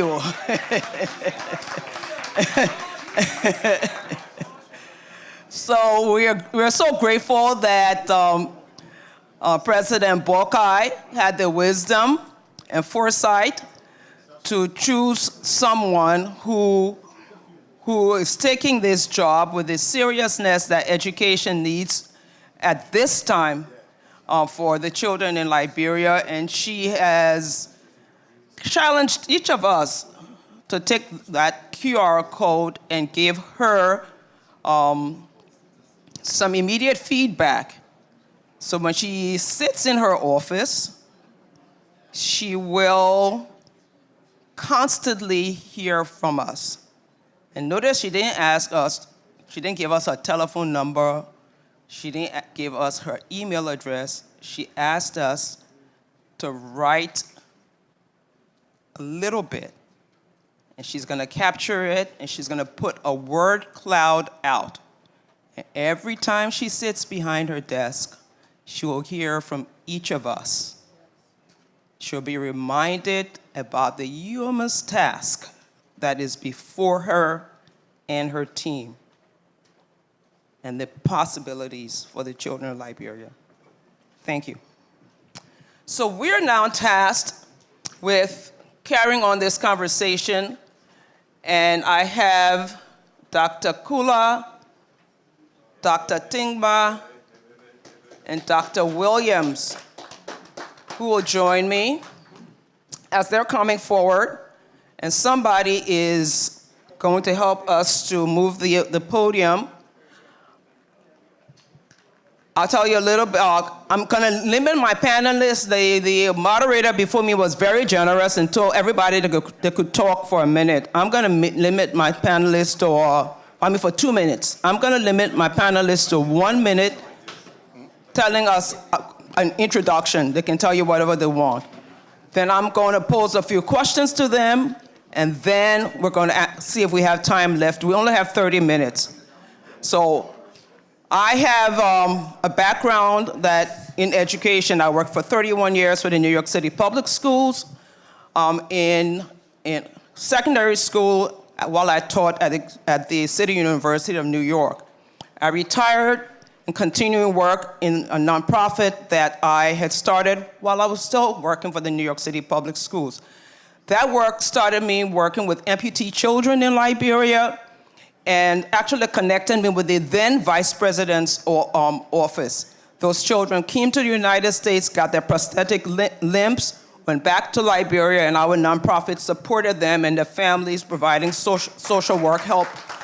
And I'm pleased to say that one of those children actually graduated from Cuttington College this year and is on his way to medical school. What the possibilities are. But that work now has us doing more work in education and healthcare spaces in Liberia, and brought me into the early childhood space in New York City. And because I found that the gaps that I saw in high school didn't start in high school. They started long before high school. And now I'm focusing on how do I help underserved families by providing for them a very firm and foundation in early childhood. So that's me. Dr. Kula. 1 minute. Good afternoon, everybody. My name is Dr. Kula, Clarice Ford Kula. I am an education specialist, college professor. I have taught everything from kindergarten and up. I own a preschool in Atlanta, Georgia, Lawrenceville, Georgia. I own one in Liberia as well, which is a free ECE program that we run for children, and also an ALP program for children that don't have money. Some of the people in the room are friends of mine who helped to support that school. They made contributions to support those children. I have the privilege of being a consultant for the UN, so I do some work for UNICEF, and I help to work on some things at the World Bank. So I've been able to actually work with Dr. Jala's team at the Ministry of Education, and I have to say, amazing. If you think she was great up here, wait till you see her in action. She's wonderful, and it's been a great experience just being able to be in that space, going to schools, visiting schools in Liberia. I was crying when she showed the video because I've lived that. Just last week, I was in classrooms in Zwedru. I was in classrooms in Zozo. I was in classrooms in Webo, and we saw some of these same things. So what she just showed you is not a joke. This is happening to our young children every single day. And we are appealing to the diaspora, come home and help us. We need curriculum, we need a lot of things. So that's me in a nutshell.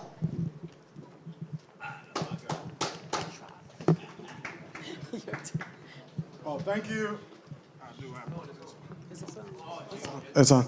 Thank you. My name is Dr. George Williams, and like other panelists here, I come from a very modest background, grew up in Grances, came to Monrovia, learned English. On the old road, went to Amagashi Primary School, a proud product of Lakira Baptist Mission School, product of the university. Today, I am an educator here in the US. Like many Liberians, I came here to do grad work and go back home. I find myself still here after 15 long years. November 11 makes me 15 years, and I'm praying that by November 11, I have my ticket to go back home. One-way ticket. All right. Back home. I was home in May, and like the other speakers have said, the gaps so wide. The gaps are wide, but the opportunities are even more. Yes. There's so much opportunities out there, and I do not see myself staying in this country longer than December without going back home. When I die, I want to be known for having contributed. That's right. Not to my family, to Liberia. Yes. Because that's all we have. That's all we have. Every day I walk in the US classroom and I say to them, you have no idea what you have. And I prefer to be in a classroom with a child in Bokonjere, a child in Grances, a child in Cape Mount somewhere who will appreciate seeing a teacher show up. Seeing a teacher show up. All right? And so I'll save some of my other comments for later. But it's great to be here. I'm humbled. Dr. Dunn for inviting me to be a part of this panel. Thank you. Hello, everyone. My name is Dr. J. Wasanantingba, and my friends who know me will call me the math lady. And the only reason I went into math was because of the stereotype that girls don't like math. So with that, I was challenged as early as high school to do math, and I'm glad that it has brought me this far. So currently, I'm working with a group of professionals in identifying a framework for STEM education here in the US with all the resources and human capital that they have. So we are still looking for ways to find means to encouraging underrepresented population in STEM education. So, I mean, as we go along, you see most of my response will be towards STEM education or special education, because that's where my passion is right now, even though I'm still the math lady. Thank you, Dr. Tungba. So our topic is to focus on reimagining education for the next generation. Reimagining education. Thinking about where we are, but thinking beyond that to where all the possibilities for the next generation. So, Dr. Kula, if financial and human resources were not a limitation, what is the one most important area you would focus on if you were the person that we asked to lead the imaginations for the next generation? For me, I would start in ECE, curriculum development. You're speaking not to entirely educational crowd. So ECE meaning? ECE, sorry, is educational jargon for early childhood education. So I would start in early childhood education looking at the curriculum and, of course, teachers training. Because you cannot create a curriculum and you do not provide teachers training, which is one of the gaps we have in Liberia. So people come up and they bring all these wonderful books and curriculum and everything, but the teachers are not trained on how to use the books and materials. Most schools don't even have materials, but if you do or you are privy to have a curriculum, right, which some schools have the curriculum there, but have not been taught on how to use it. Therefore, it's useless. So for me, I would start in early childhood education because that is the foundation of learning, and you build from the ground up. If your foundation is not strong, that house is going to fall, which is why when kids get into high school, colleges in Liberia, they still cannot read because the foundation had not yet been built. And even if it was built, it was not built strong enough. So I would start there. You think she's excited about early childhood education? A tad bit, right? Dr. Timba. So, like I said earlier, you're definitely going to get a lot of information on STEM. One thing I would do is to strengthen. Now, I'm using strengthen. I didn't say I would do because the Minister of Education has given us a brilliant information on what they are doing in Liberia. But so I would strengthen teachers training in STEM areas and continuous professional development. Continuous. So the two key words here, I'm a teacher too, please forgive me. The two key words here is what strengthen teachers training in STEM education, and then also continuous professional development, because we know, like my colleague said, we can have all the beautiful resources, infrastructure, but if we don't have the human capacity to implement or correctly implement those things, we wouldn't have a full effect of what we intend to do. Thank you. Dr. Williams, you want to weigh in? I want to weigh in and not necessarily differ with my two colleagues on the platform, but to say that as a nation, no nation thrives outside of a national vision, regardless of what programs you undertake. There has to be a national vision that programs are aligned to. And so I will go firstly for a national vision. What do we want to see? How do we want to see our educational system in 10 years, in 20 years, in 30 years? And then begin to build backwards.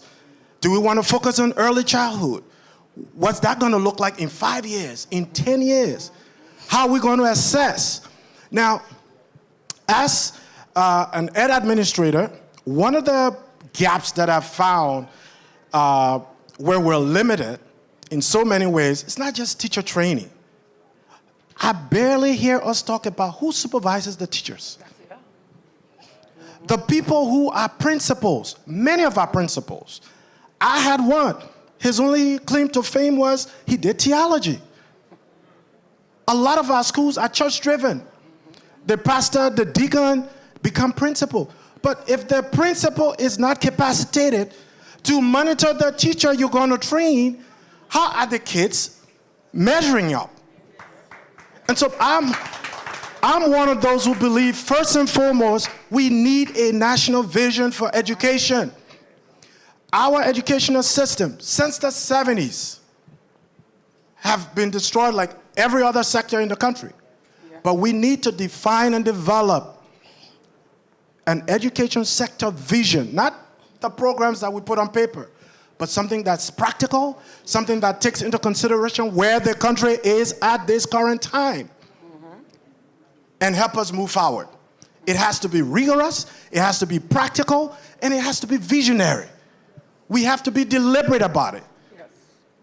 All the other things, the teacher training and what LU will look like in 5 years, that can come later.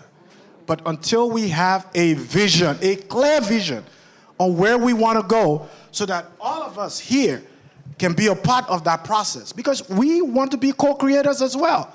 We have ideas.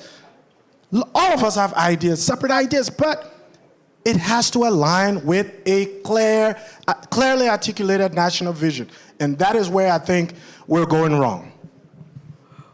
Well, it seems to me that from the minister and even from the president's message this morning, that we see a new brand of leadership that is shaping some vision, and that's why we're here, right? That's why they're starting to engage expertise and talent that may not necessarily reside in Liberia. And this conversation and conversations like these going forward will certainly be, I guess, very helpful in Liberia shaping that vision. If I were to add my own self to some of what you all have just said, as we reimagine education for the next generation, as an educator and as someone who went to school in Liberia, I have to say I was a high-performing student, but that's neither here nor there. I watched over time a system that was built not to recognize diverse learners. And so many of my friends, how many people went to school in Liberia? All of us? Okay. You fail one? No. You fail one, you go to summer school. You fail two, you fail. So there's some people who I started elementary school with. If they were not good in math and science, they fail too. They fail. They fail too. Doesn't matter if they were 90 students in English and social studies.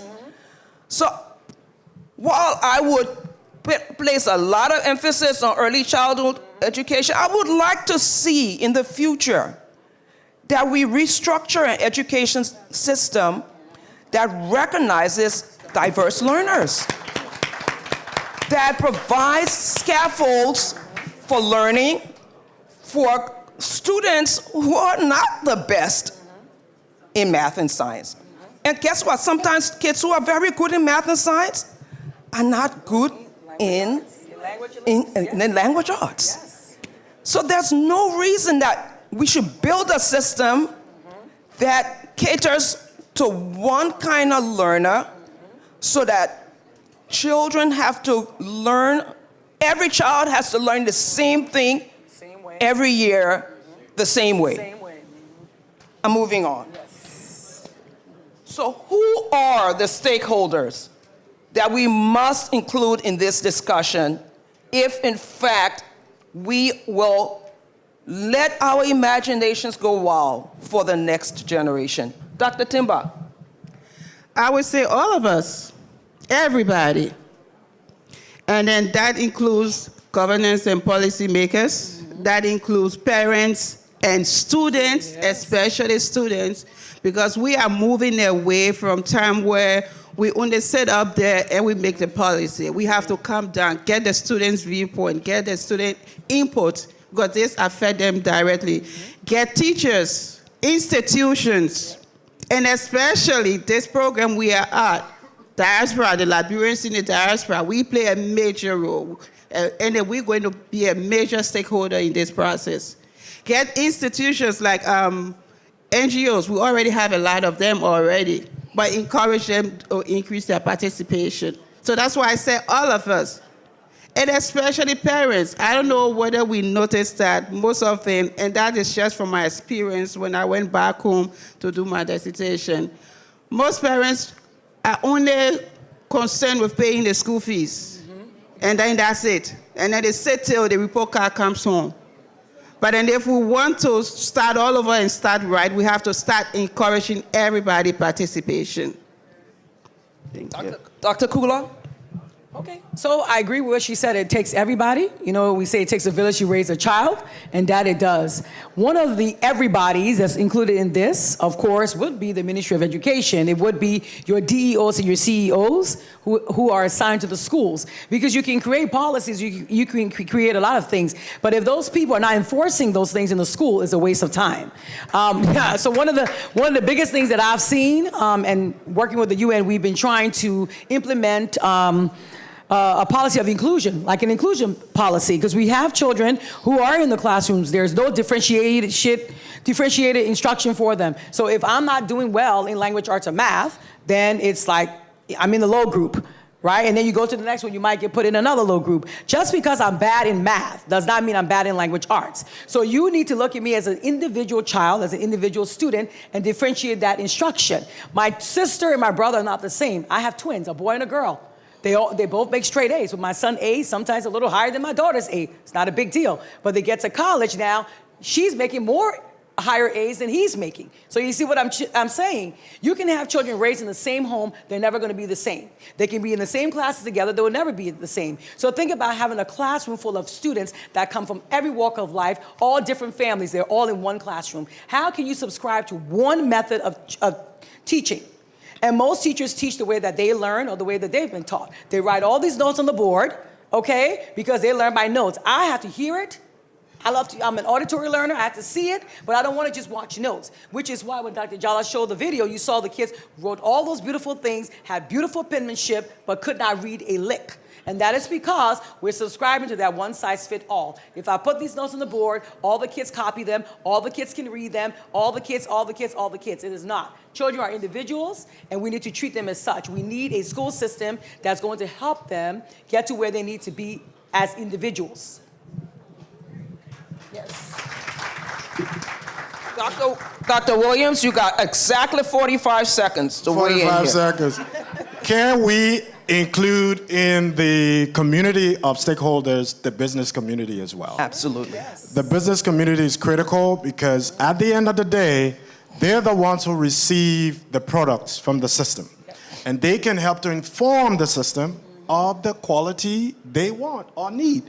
And the system can then adjust to ensuring and equipping those people, students, to be able to serve the business community. So the business community is critical. The business community has the resources to reinvest in the process.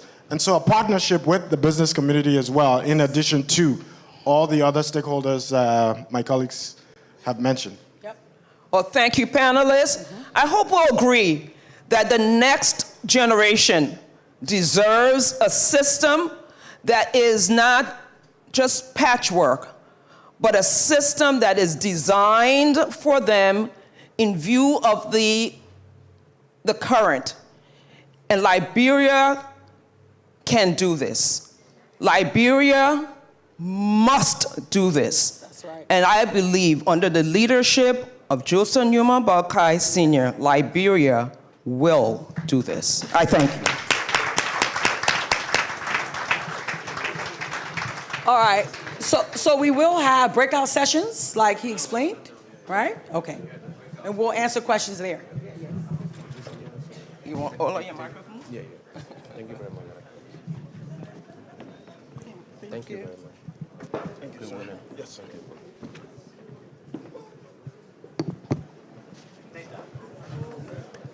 Thank you very much. We maybe give our panelists a big round of applause. That was a very fiery discussion. I mean, truth-telling.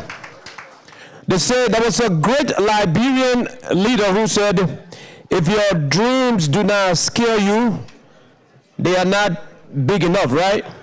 We got to dream big because we are coming from way behind. Yeah, too much talk, less action is taking us nowhere. So I love the honesty and the energy in this room. Let's see it to the end. Let's commit ourselves to seeing it to the end. Our next presenter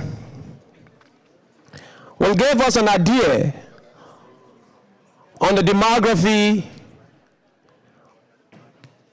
of of the diaspora. Thank you so much for the time we've spent. I have the honor to welcome to the podium Liberia's chief executive, that's diplomatic executive accredited to the United States of America with concurrent responsibilities to Mexico and Canada, His Excellency Ambassador Extraordinary and Plenipotentiary, the Dr. Al-Hassan Conte. Thank you. Thank you very much. I just wanted to put aside the diplomatic cap and wear the scholarly cap for a minute because of the problems that I'm confronted with. One of the problems.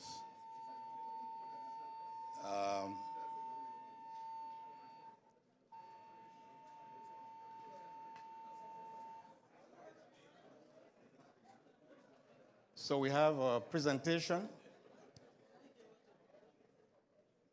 It will come up in a minute. Okay, there you go. So this, no, the first page, go back one slide. Yeah, so the title is Demographics of the Liberian Population in the United States.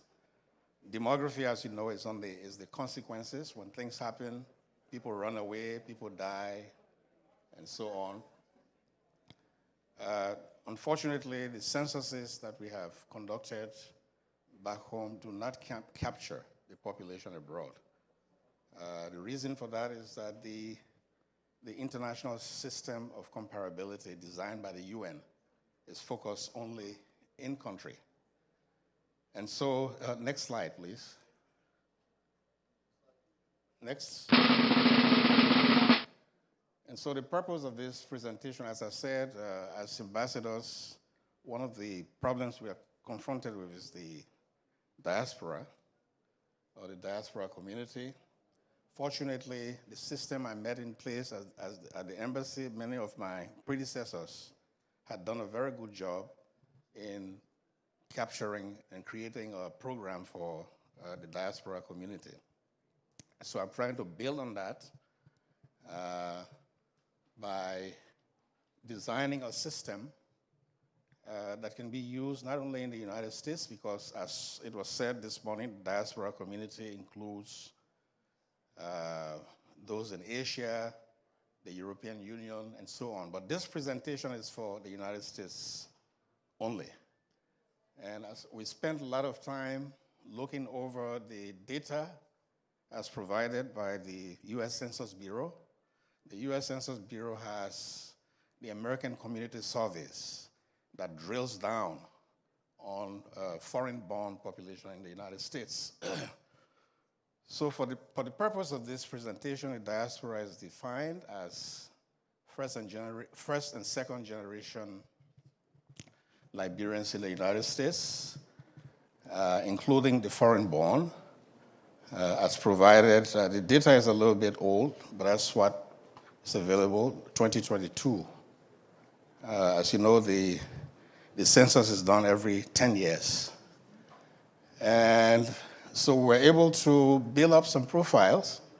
First, by looking at the age distribution, age and sex distribution of the population, the education, marital status, occupation. And here what we did was, since the data itself is based on, it's very technical, but it did a lot of statistical estimates. And because the population is small, the margin of error is very high.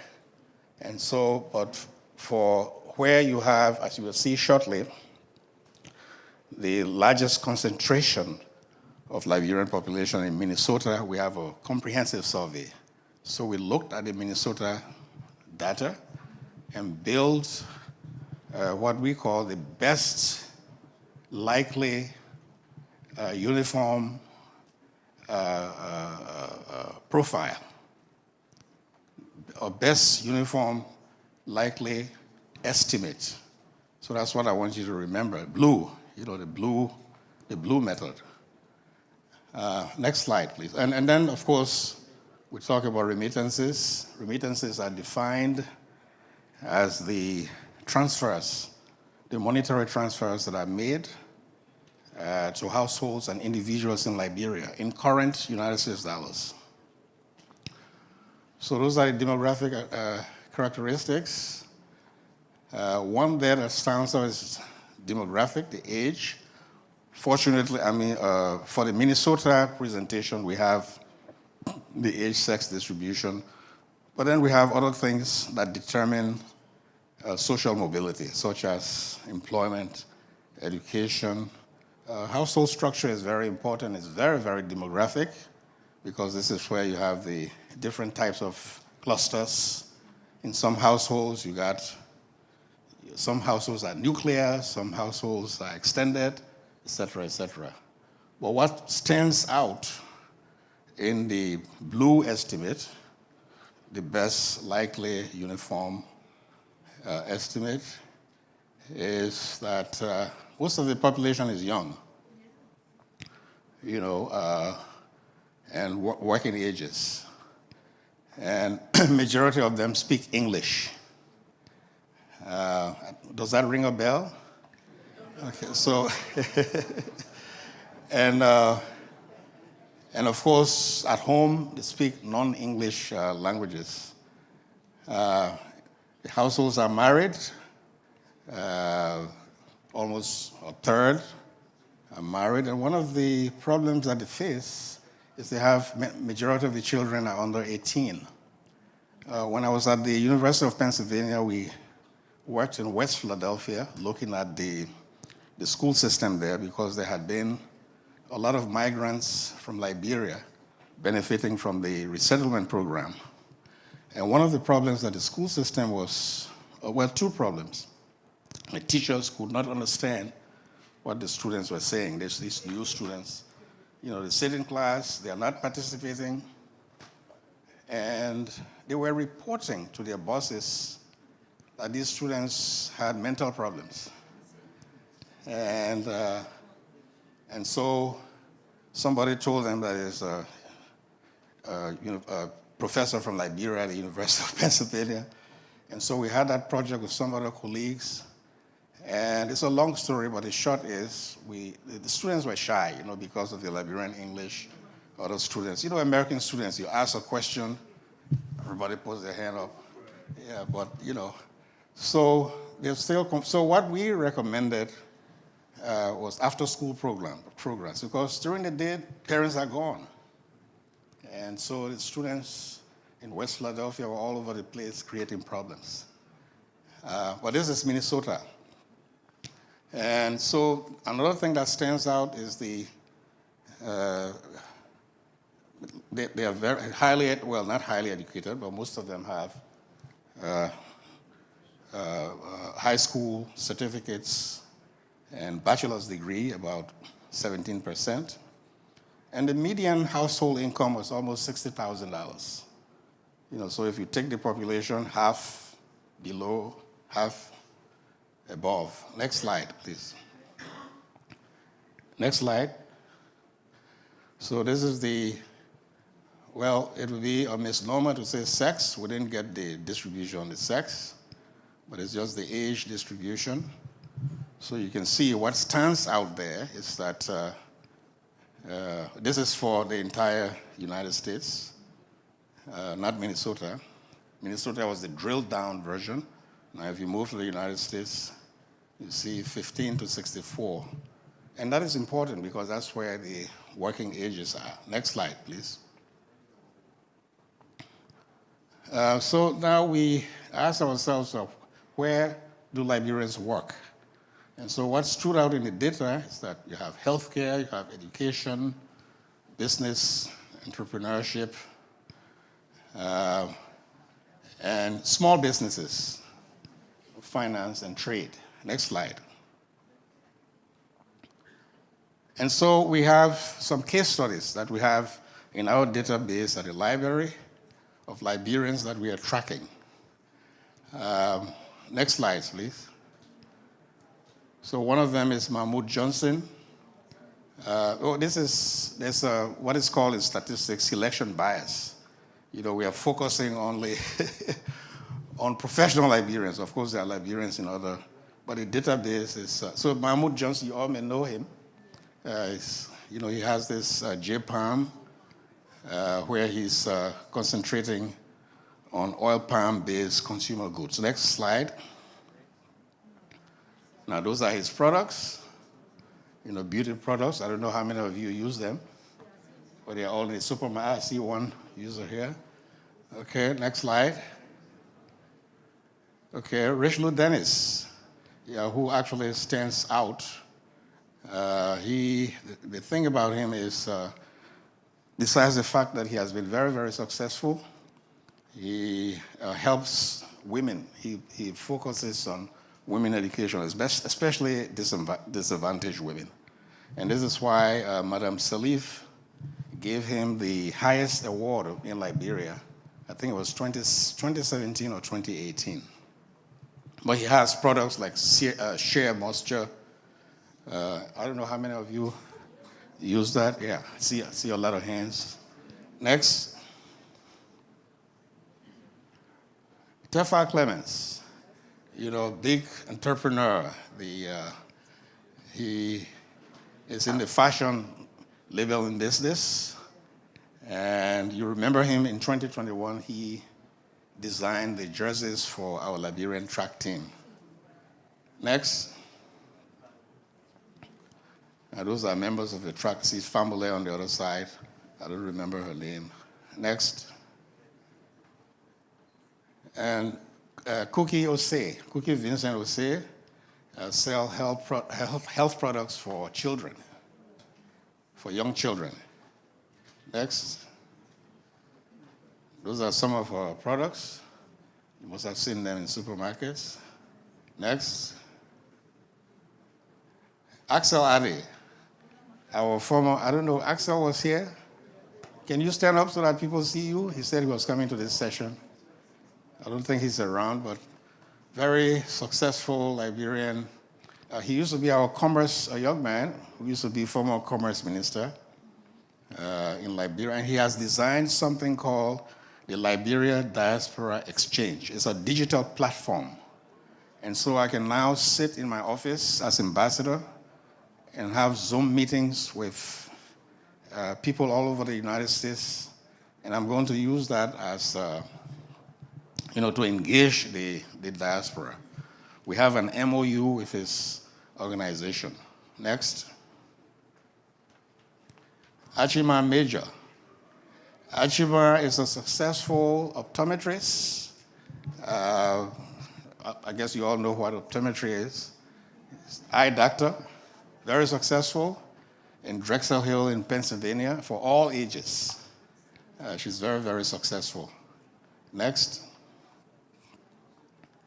So now I'm sorry, some of you may say, well, this person, why you didn't put it? So we have a lot of cases in our database, but those were just a few because of time.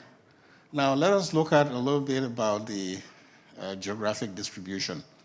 Now the figures that you may hear here may surprise you because it is based on survey data.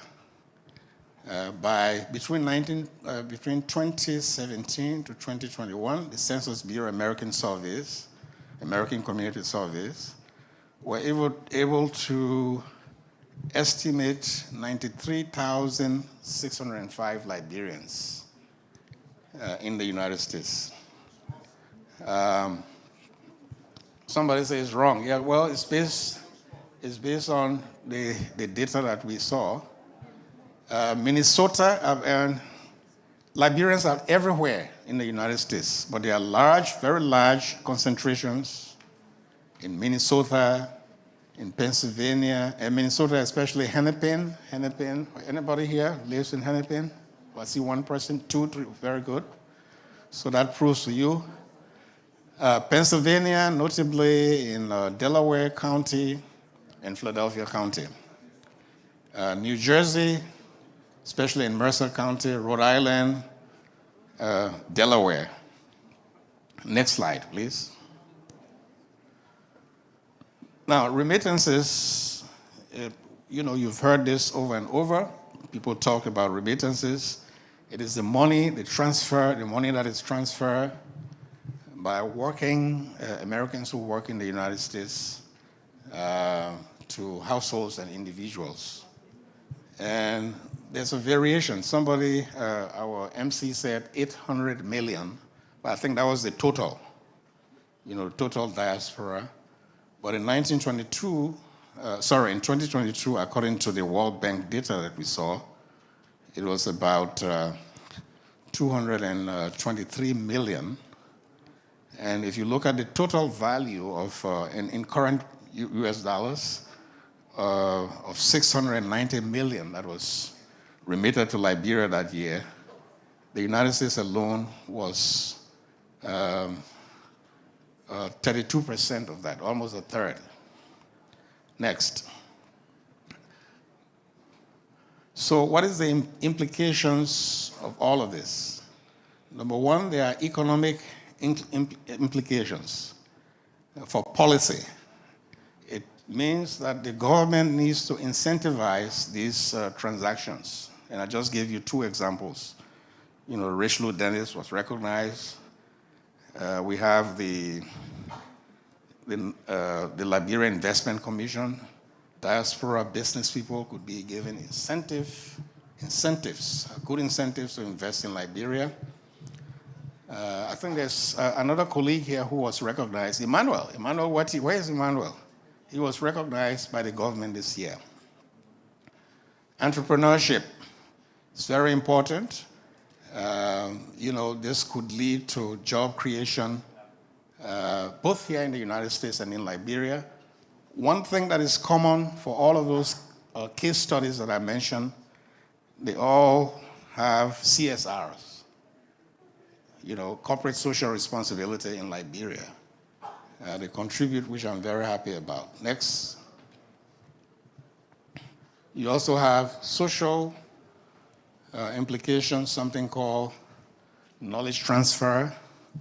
The UNDP, well, actually it was UNOPS, had this transfer of knowledge through Expatriate Nationals program. I was happy to participate in that program in the 90s, by going to Liberia to work for the UN to start the demography program at the University of Liberia. And that program still exists, both at the UNDP and at the IOM, one of the sponsors of this diaspora conference. What they do is, if you are here and you want to take out time from your job to go to Liberia to help, they provide you, it's not a lot of money, but something, maybe 6 months, they give you what they call in UN terminology, daily subsidy allowance, $5,000 a month for you to help and make some interventions. And then you have a cultural exchange. It's a way also to promote understanding between nations. In my case, the United States and Liberia. Next. And then you have, through regular consultation and feedback, the kinds of feedback that the Minister of Education wanted here today from you helps. Incentives, I've already talked about that. Now, this last one is very, very important. Data creation. In the next few months, we here in the United States will be working with community organizations. There are more than 100 that we have in our database to try to get a clearer picture of how many Liberians live in the United States. And yes, Emmanuel, I was just saying that you were talking about incentivizing, and you were given one of the highest honors in Liberia. Congratulations. So the heads of community organizations will hope to be talking to you to work with you on this. Next. So this is the final slide. This is where we got our data from. Those of you who are interested in this presentation, I can email them to you. But the U.S. Census Bureau, American Community Survey, remittances, World Bank, and then, of course, the case studies. Thank you very much.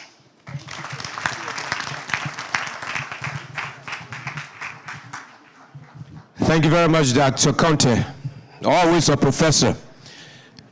Well, vital information anyway. So, ladies and gentlemen, thank you very much. I've been proxying for the political leader of Movement for One Liberia, Honorable Magdala Cooper. It was an honor doing your job for you because you were very busy. But this time I want to call on the Honorable Chairman of this august body that organized this occasion to give us some very pertinent changes and instructions. Ladies and gentlemen, Dr. Dunn.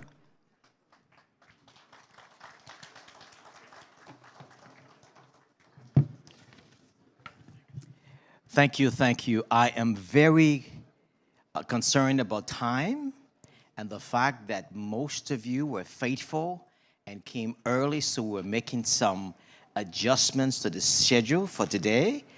His Excellency just informed me that he will be with us again tomorrow morning. He asked me to convey his thanks to you, and he really enjoyed being with us. And he announced to the nation that he was coming to this conference, and he intends to attend all of the sessions. So he will be with us tomorrow. So here's what we're going to do. We are going to go into our breakout. Let me pause.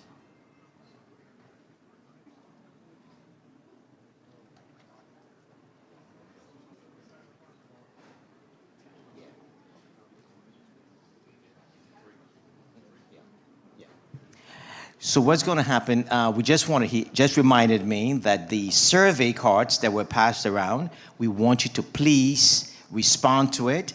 For those of you who register for in-person, you were meant to have received something from us on Wednesday, giving you a pre-survey for you to respond to that, and then there's going to be a post-survey as well. The intent is for us to learn from these gatherings to help. I'm saying, my co-chair wouldn't like for me to say this, but for me to pass it on to the next chair for whatever else you're trying to do for the next time around. All right, so that's what we're going to do. We're going to take a break. We're going to go to the breakout. There are 4 breakouts. It's Education 1, Education 2, Reconciliation 1 and 2. The descriptions are all in the program book. And Reconciliation 1 and 2 will take place up on the 14th floor in this tower, the North Tower. And you take the elevator in the Potomac View Room and in the Capitol View Room. And then the one for Education 1 and 2, the one on technology with Dr. Wulu will be in the Commonwealth Room in the South Tower on the lower level. And the one with Dr. Clarice Cooler is going to be what's considered the Presidential Hall, where some of us had our lunch and where we have the exhibits in the room there, all right? So I am appealing to the moderators. I know we have given you an hour and a half, but if you can be kind of, understanding of people's time. And then what's gonna happen, please, this is what's gonna happen. After an hour, 15 minutes, let's wrap up, all right? I promise you, let's reconvene for no more than 15 minutes back in this hall. No more, you have my word, no more than 15 minutes for us to just wrap up and give you announcements for tomorrow. Is that okay? Thank you so much. So let's go on in our different breaks now. I'm sorry? The survey cards, please, the survey card. Now, let's do this. Let's do this easily. For those of you who want to attend the Education 1 with Dr. Wulu, with technology, Dr. Wulu, please stand. All right, Dr. Wulu, if you just move out and people who want to attend that class, just follow him. Dr. Kula, where are you? There's Dr. Kula, Education number 2. Reconciliation 1 is with Dr. Augustine Kane and Dr. Joseph Baba. And then reconciliation 2 is with Dr. Esquire Alfonso Yeno. All right? So we know where we're going to go. Let's find our way there. And after the breakout, please come back to this hall for 15 minutes. Reconciliation 2 is on the 14th floor.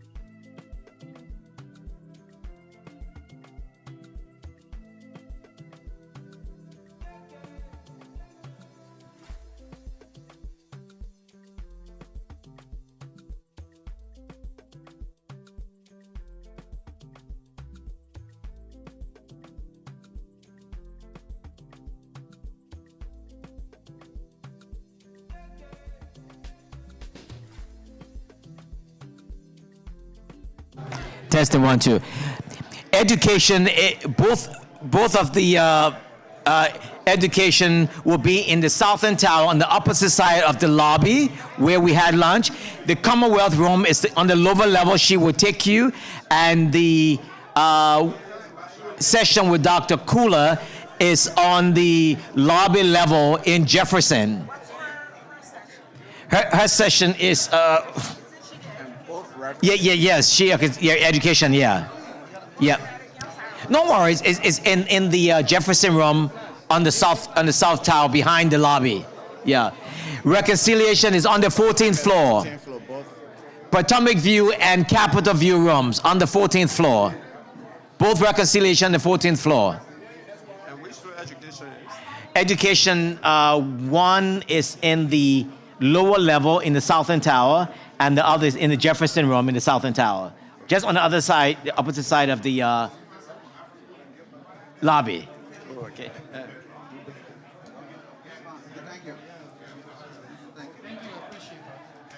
Oh, thank you. Yes. Quick. Please, quick. Please, quick. Please, quick. I gotta go. Amanda, I gotta go, please. Thank you very much. Thank you. Dad, don't forget this. Oh, yeah.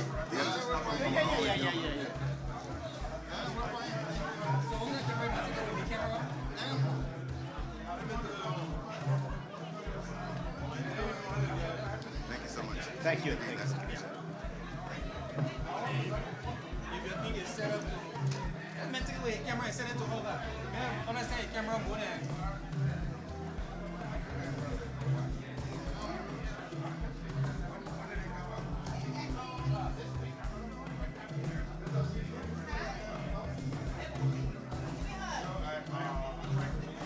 Thank you, Bob. Thank you, appreciate it.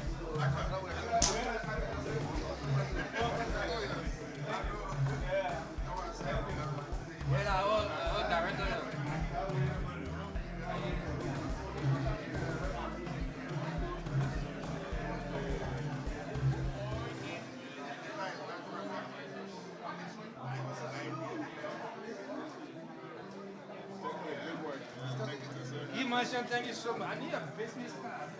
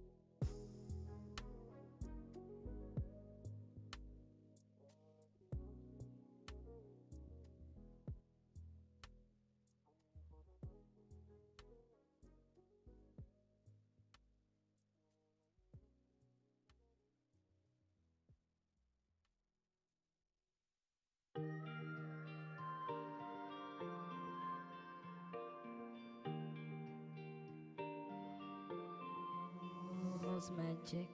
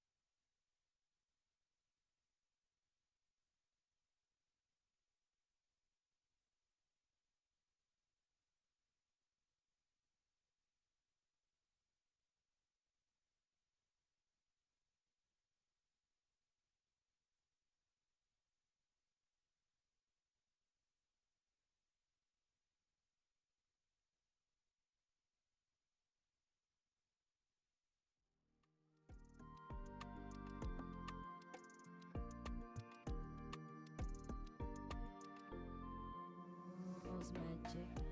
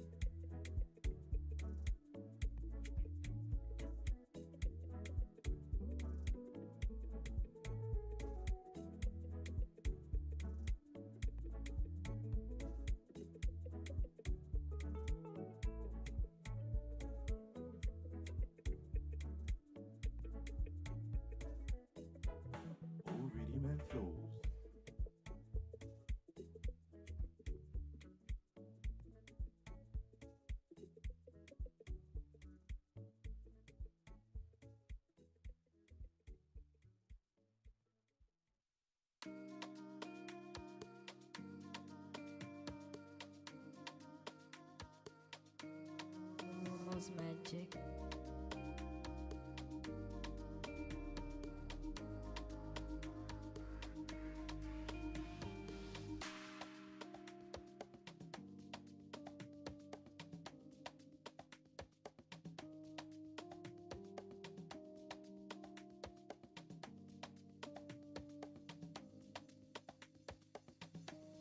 Almost magic.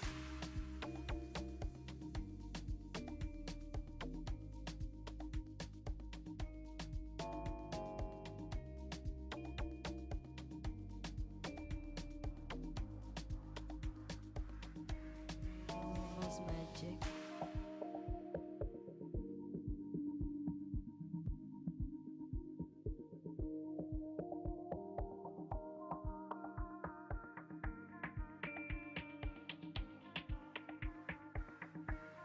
Almost magic.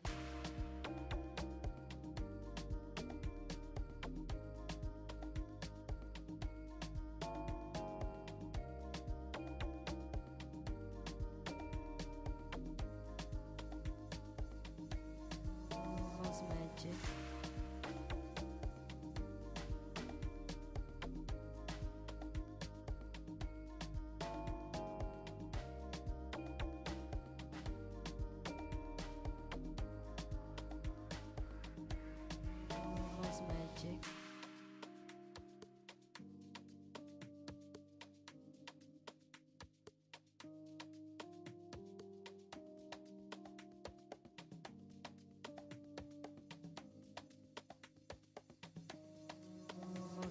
magic.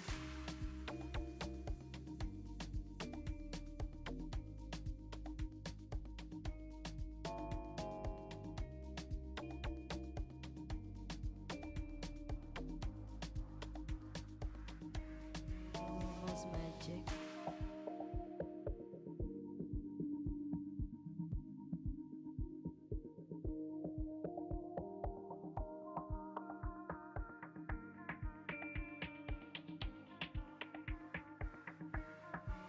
Almost magic.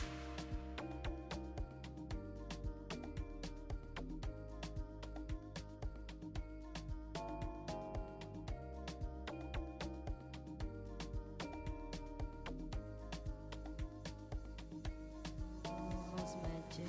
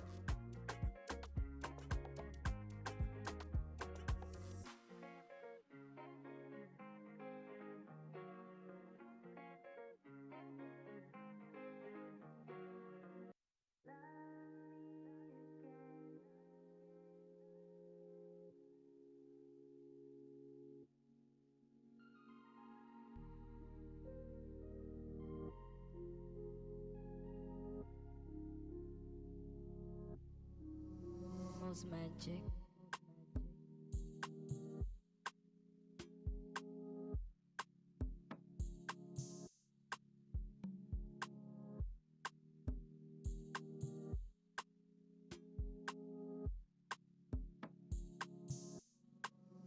Most magic.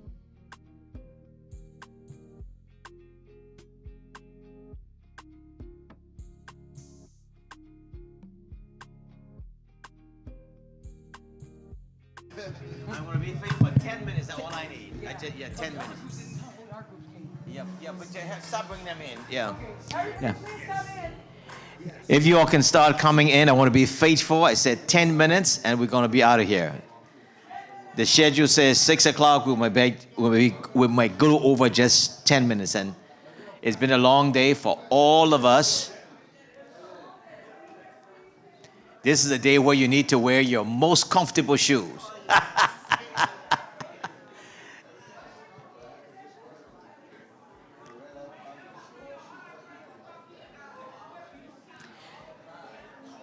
Saints, let's gather. Let's gather together.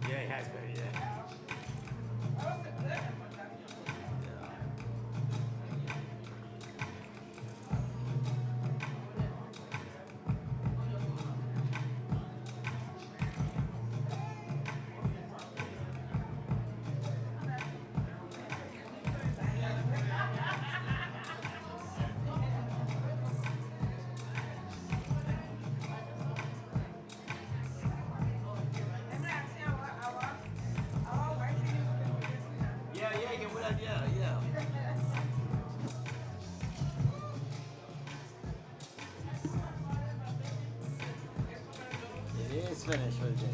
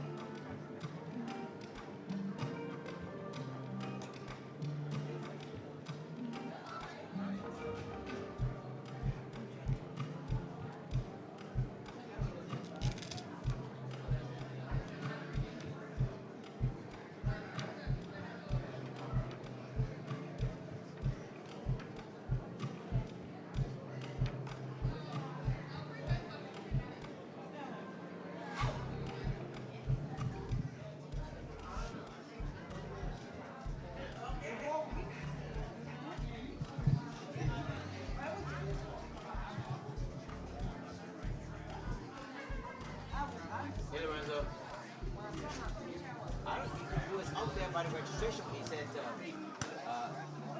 okay. DJ, you got my wrong? You check it? Well, I'm You want to check it? Give me one. I'm going to do that right now. No, let me. Just tell me. I don't want to waste more. I was in a recommendation. I think people are really actually TLC recommendations. That's what I hear. And apparently they also don't have context and they don't have information about what has been done and we are still doing. So I wanted to speak to them, but somebody said, oh no, we just want to hear from the diaspora.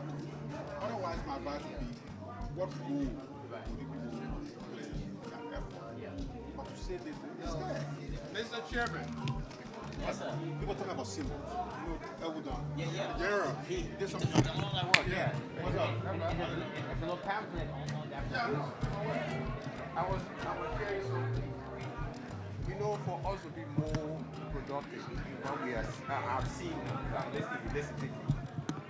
When we change policy on our investment, people go get our we cannot, if we want to get the diaspora together, we'll have to start putting foreigners together. But that's the more. No, all day, I know. But listening, even the reconciliation, when you give the opportunity to possess their trust me, things will change. Our because you based bidding on economic for role. And then you tell a foreign partner, you can bid for the contract for half a Liberian company. Instead of you saying, a Liberian company, you must bid and bring a foreign partner to execute. Then you grow the people. Then you can see the guys from here investing. But that's why the conversation is. Yeah. So we need to look at it. Let's see, that was close to All right, we will give them 5 minutes. If they're not in, we're gonna close. 5 minutes. Yeah, Dr. Kula, just get them in, please. 5 minutes. Yeah.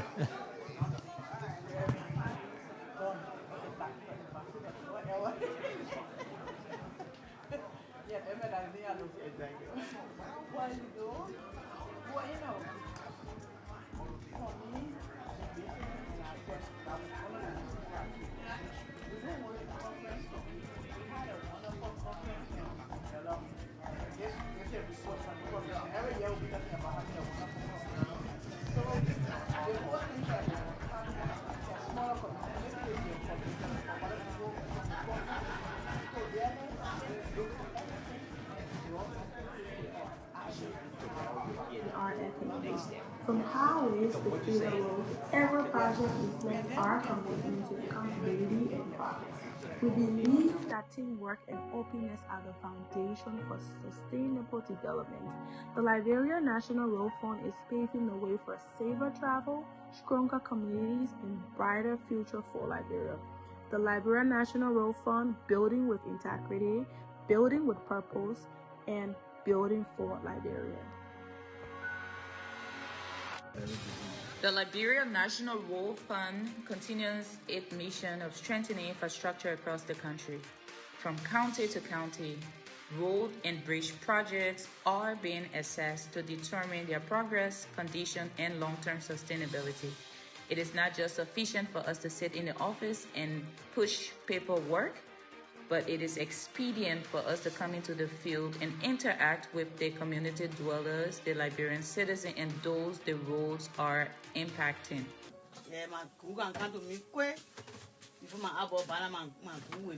Yeah, you should stay now. So now 1 week. You should take 1 week. So now this on the market and will spot when you carry onion on it. So when it will spot. But yeah, before the week. But this time I'm cook and come to me and I enjoy it. Yeah, I tell them thank you. I tell the government thank you. Trying. Because during the days, I went Grand Cru. I passed through Africa to enter Grand Cru in September. Doing past government. But send the government king to go to Grand Cru. To go Grand Cru now, you can pass through Liberia, you go Grand Cru. But I tell you the truth, I left from here, I went all the way to Swagowee in Nima County. I reached the same day. Anything you can leave for, take me from here. No, Joseph Walker administration for facing road, 100% he doing well.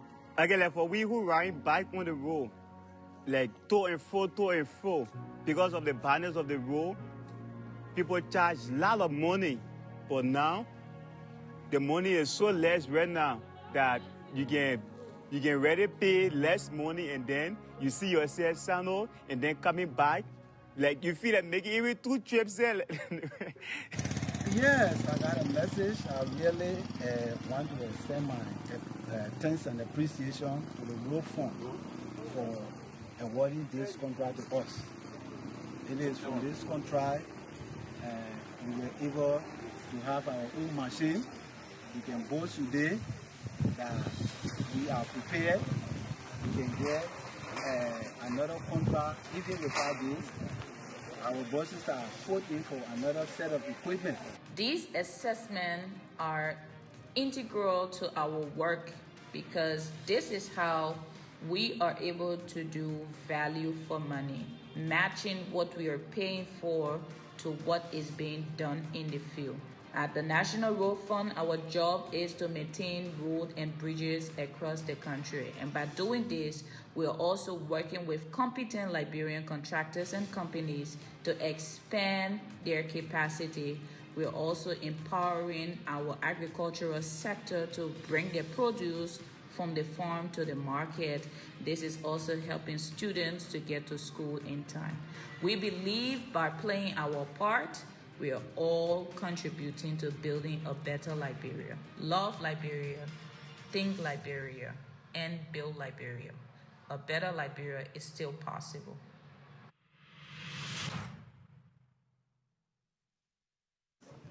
Okay, thank you for coming back. One of the things we wanted to do is just how we started the day, just to end the day.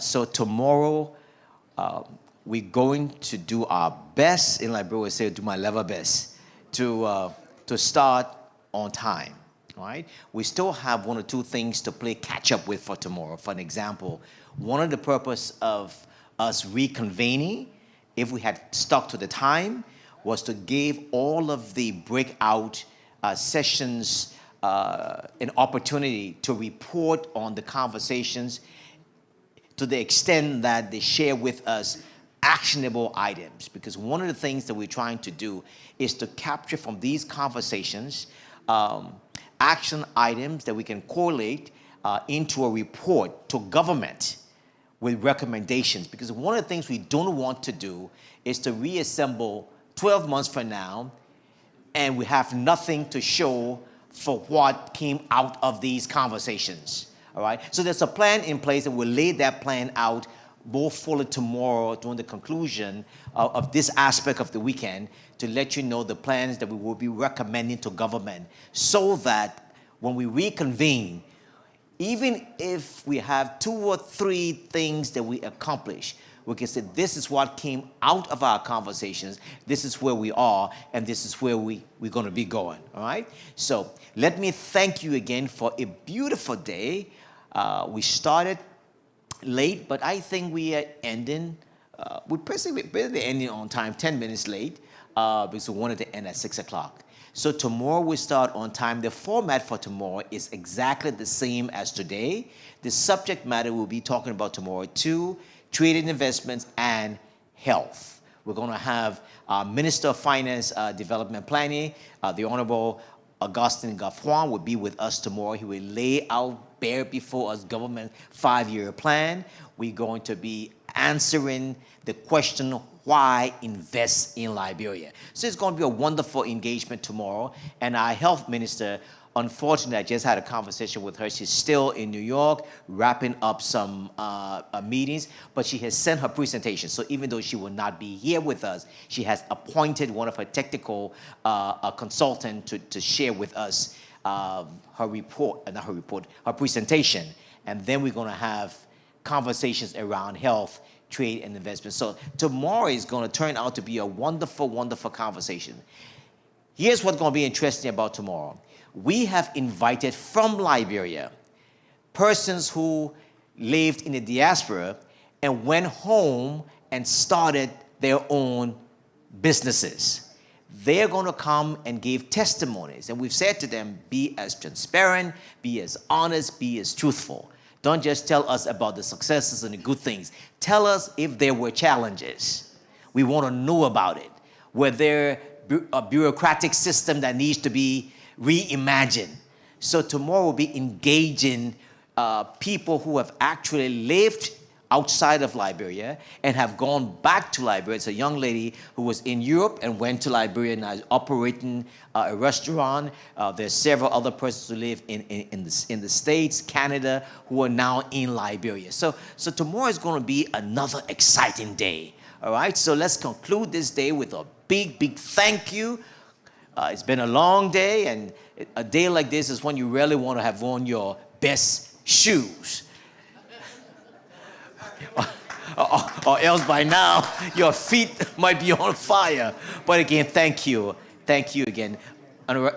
You want to say anything before we close? No? Okay, again, thank you. Good night. God bless. And for some of you like myself who are looking for a place to just wind down tonight, at the Westin Hotel.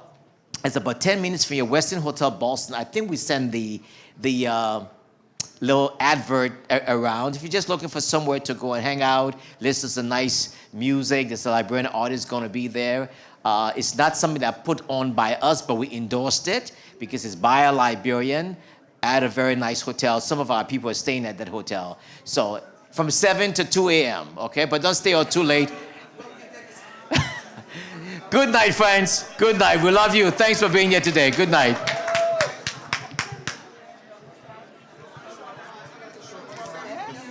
The first thing on the agenda is for the teams to report. Report, yes. First, we need that report. Yeah. So. Just we'll get more. Oh no, just no. Whatever they give you is fine. Yeah. Just ensure that it's one band. I think Sue is staying tonight. Yeah. I don't want two bands. Yeah. Just make sure one band. That's all I need. Yeah. Thank you so much. Thank you so much. You might get to go in.